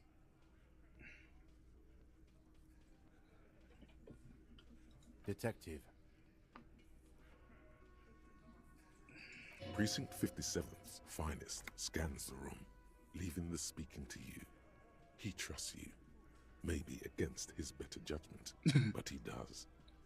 Hey, dipshit. You hard of hearing or something? The boss man's talking to you. What, is he fucking kidding? This guy high or something? No, I just did cigarettes. Hey, asshole, up here. We're talking to you. We're looking for Titus Hardy. Oh, Sorry. this is about him. A real looker, that won't. You're sure taking your time, waiting for him to get ripe and pretty for you, huh? You got it. Oh, he was a real pretty boy by now. Real hot stuff. Letting out that pretty boy smell. Time to go to work in the shit factory! Easy, boys. These janitors have a hell of a job cut out for them. I mean, I wouldn't go in there for $1 million. You might want to start asking your questions now. It's not going to get better than this. Okay. These guys are so macho, they're ready to confess to first-degree murder. Ask if it was them. No. I's here. You got business with my boys. You got business with me. Okay. The boys are too eager to please him to keep their mouths shut. You're gonna get a good head count here. Just wait. Yeah! You fuck with the Hardy boys, you fuck with Titus Hardy! Relax, Dennis. No one is fucking you yet. Yeah, Dennis, calm down. No one's fucking you, you stupid fuck. Let Dennis enjoy his fucking, man. We don't mind. Yeah, you're not even being fucked, Dennis. Easy, fellas. We got company. Let's see what brings the cop around. Too late. You already scanned the room. You got a pretty good picture. A picture of what? Of the actors here. You could take another look at the tracks in the mud on the crime scene. Compare it to these guys. Oh, okay. Hangman in the backyard, was that your work? The pretty boy. You guys really love talking about that pretty boy. Well, he is why we're here. funny. But my partner and I have a serious matter to discuss with you. Why is there a container belt around the man's neck? Container belt? Like we use in the harbor? Yeah. Because we took it from the harbor where we work. Then we went out back and used it to hang him. Oh, I see. As he speaks, his fists contract, going through the pulling motion again, savoring it. Well, thanks for the clarity. We did this together, all of us, until he was dead. That's why there's a container belt around his neck. Ah, so you just confess. Goddamn right. No. These 7 honest men have equally come forth. They told you what happened so that you don't waste any more of your time. When did this hanging incident occur? You don't have to answer any of his questions. I know, Lizzie. Relax. We killed him last Sunday night. Seemed like a good way to end the week. And how long had you known the victim? Known him? We don't associate with scum like that, asshole. Oh, okay. Yeah! Who do you think we are? Wait, I thought you were members of the union. Quiet. He came around about 3 weeks ago when that Pines cow first sailed into town. Happy? Ah, so he was one of hers. By the Pines cow, you mean Joyce Messier, the representative for White Pines? The same company you are striking against? No. I mean the Pines cow. The stupid-ass cow they sent in to fuck us over. But you know what? Why don't you ask her about the pretty boy? I'm sure she has interesting things to say when you ask her hard enough. I'll give it a try later. That's enough insinuation for today, Titus. Officer, your interview is drawing to an end. Don't waste your last questions. Why'd you kill him? Why? 'Cause he was worthless mercenary scum. And he stepped out alive in my town. So he's a mercenary and that's it? And he stepped out of line. Okay. What kind of mercenary? The kind that shows up when you start a strike. The experienced kind, too. Had Cohoy and Semenine written all over him. Ex-Oranese Special Forces. Oh. A live grenade. Right here in our bar. This one has a special gripe with him coming here. I can't prove it, but I know he was sent by the Wild Pines. They hire merc shit like that. Story of every strike from here to Samara. Wait, how do you know he was in Special Forces? Because one night, he walked straight up to the mic and said, I'm RNA's goddamn Special Forces, and I'm gonna fuck you all. Really? Yeah, really. Had a gin and tonic up there, sang some RNA's paratrooper song, and said he's gonna fuck everyone. We couldn't believe it either. But he fucking did. Right there. Like some kind of animal. Right, but what did he actually do wrong? Wrong? He harassed women, raped one, harassed workers, threatened to kill some as a warning. There's a slight unease in him, suddenly. He regrets mentioning the rape.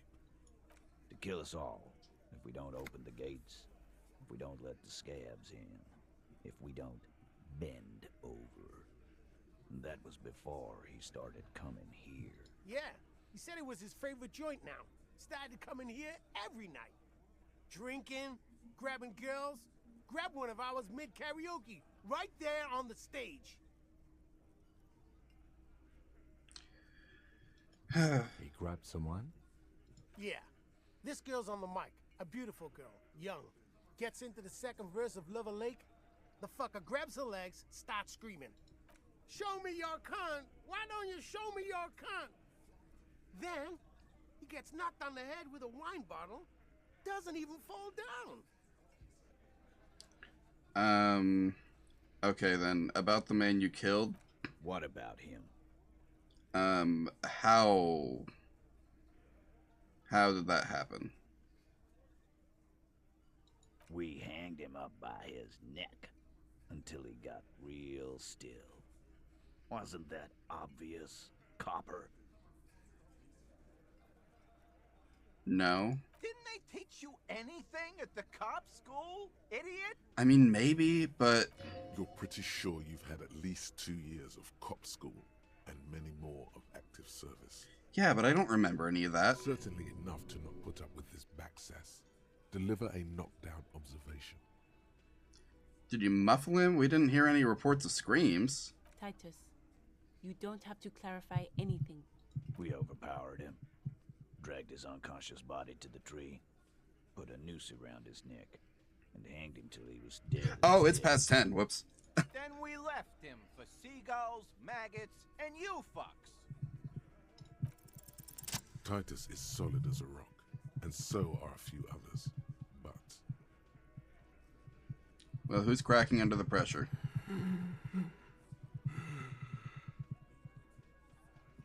Okay. I'll remember that for later. A single sentence would wear him out. He can't take the length of the questioning. Keep it going long enough, and he'll crack. Wasn't he a trained killer? Special forces? With numbers, asshole. How do you think? You're right, Lizzie. I've done enough explaining here. No, he hasn't. Not yet. Having trouble breathing over there? No. Of course he's having trouble breathing. Just look at how fucking fat he is. Fuck off, Shanky. Hank's a powerful guy. Excuse me. Sorry. Muscle. Keep your eye on this powerful guy. Sooner or later, he's going to break like a piece of twig. Right. I have other questions. Like what, Copper? So what do we do now? Nothing. Your investigation here is done. Leave Martinez, go back to your stations where you belong. I think we're going to stick around, thanks. Some things don't add up here, Titus. I've done this job for long enough to know that people don't just confess to first-degree murder, even if it is a group responsibility. We're going to look into this. Good luck with that. You've heard everything a rent-a-cop is gonna hear from us. Real law officials. You're lucky you didn't get a beating. Rent-a-cop? So that's what this is about. He doesn't see you as his equals. I mean, fair enough. I mean, he's a big guy and I'm alcohol. Forget about their games. You've mapped out the characters. Reading the footprints in the yard should be easier now. I don't think I can do this. I'm not even gonna try right now. If I can come back and talk to him about it later, I will, but it's fine. We need to save and quit. Alright, well, anyway, thank you all for joining me tonight. Glad we could all have some fun together. Let me just go back to my room real quick. And, yeah. Seriously, thank you all for joining me. Let me pull up my dashboard real quick. Is it? Well, heck. I was hoping there'd be someone to raid, but I guess some people are live, but oh, it's fine. I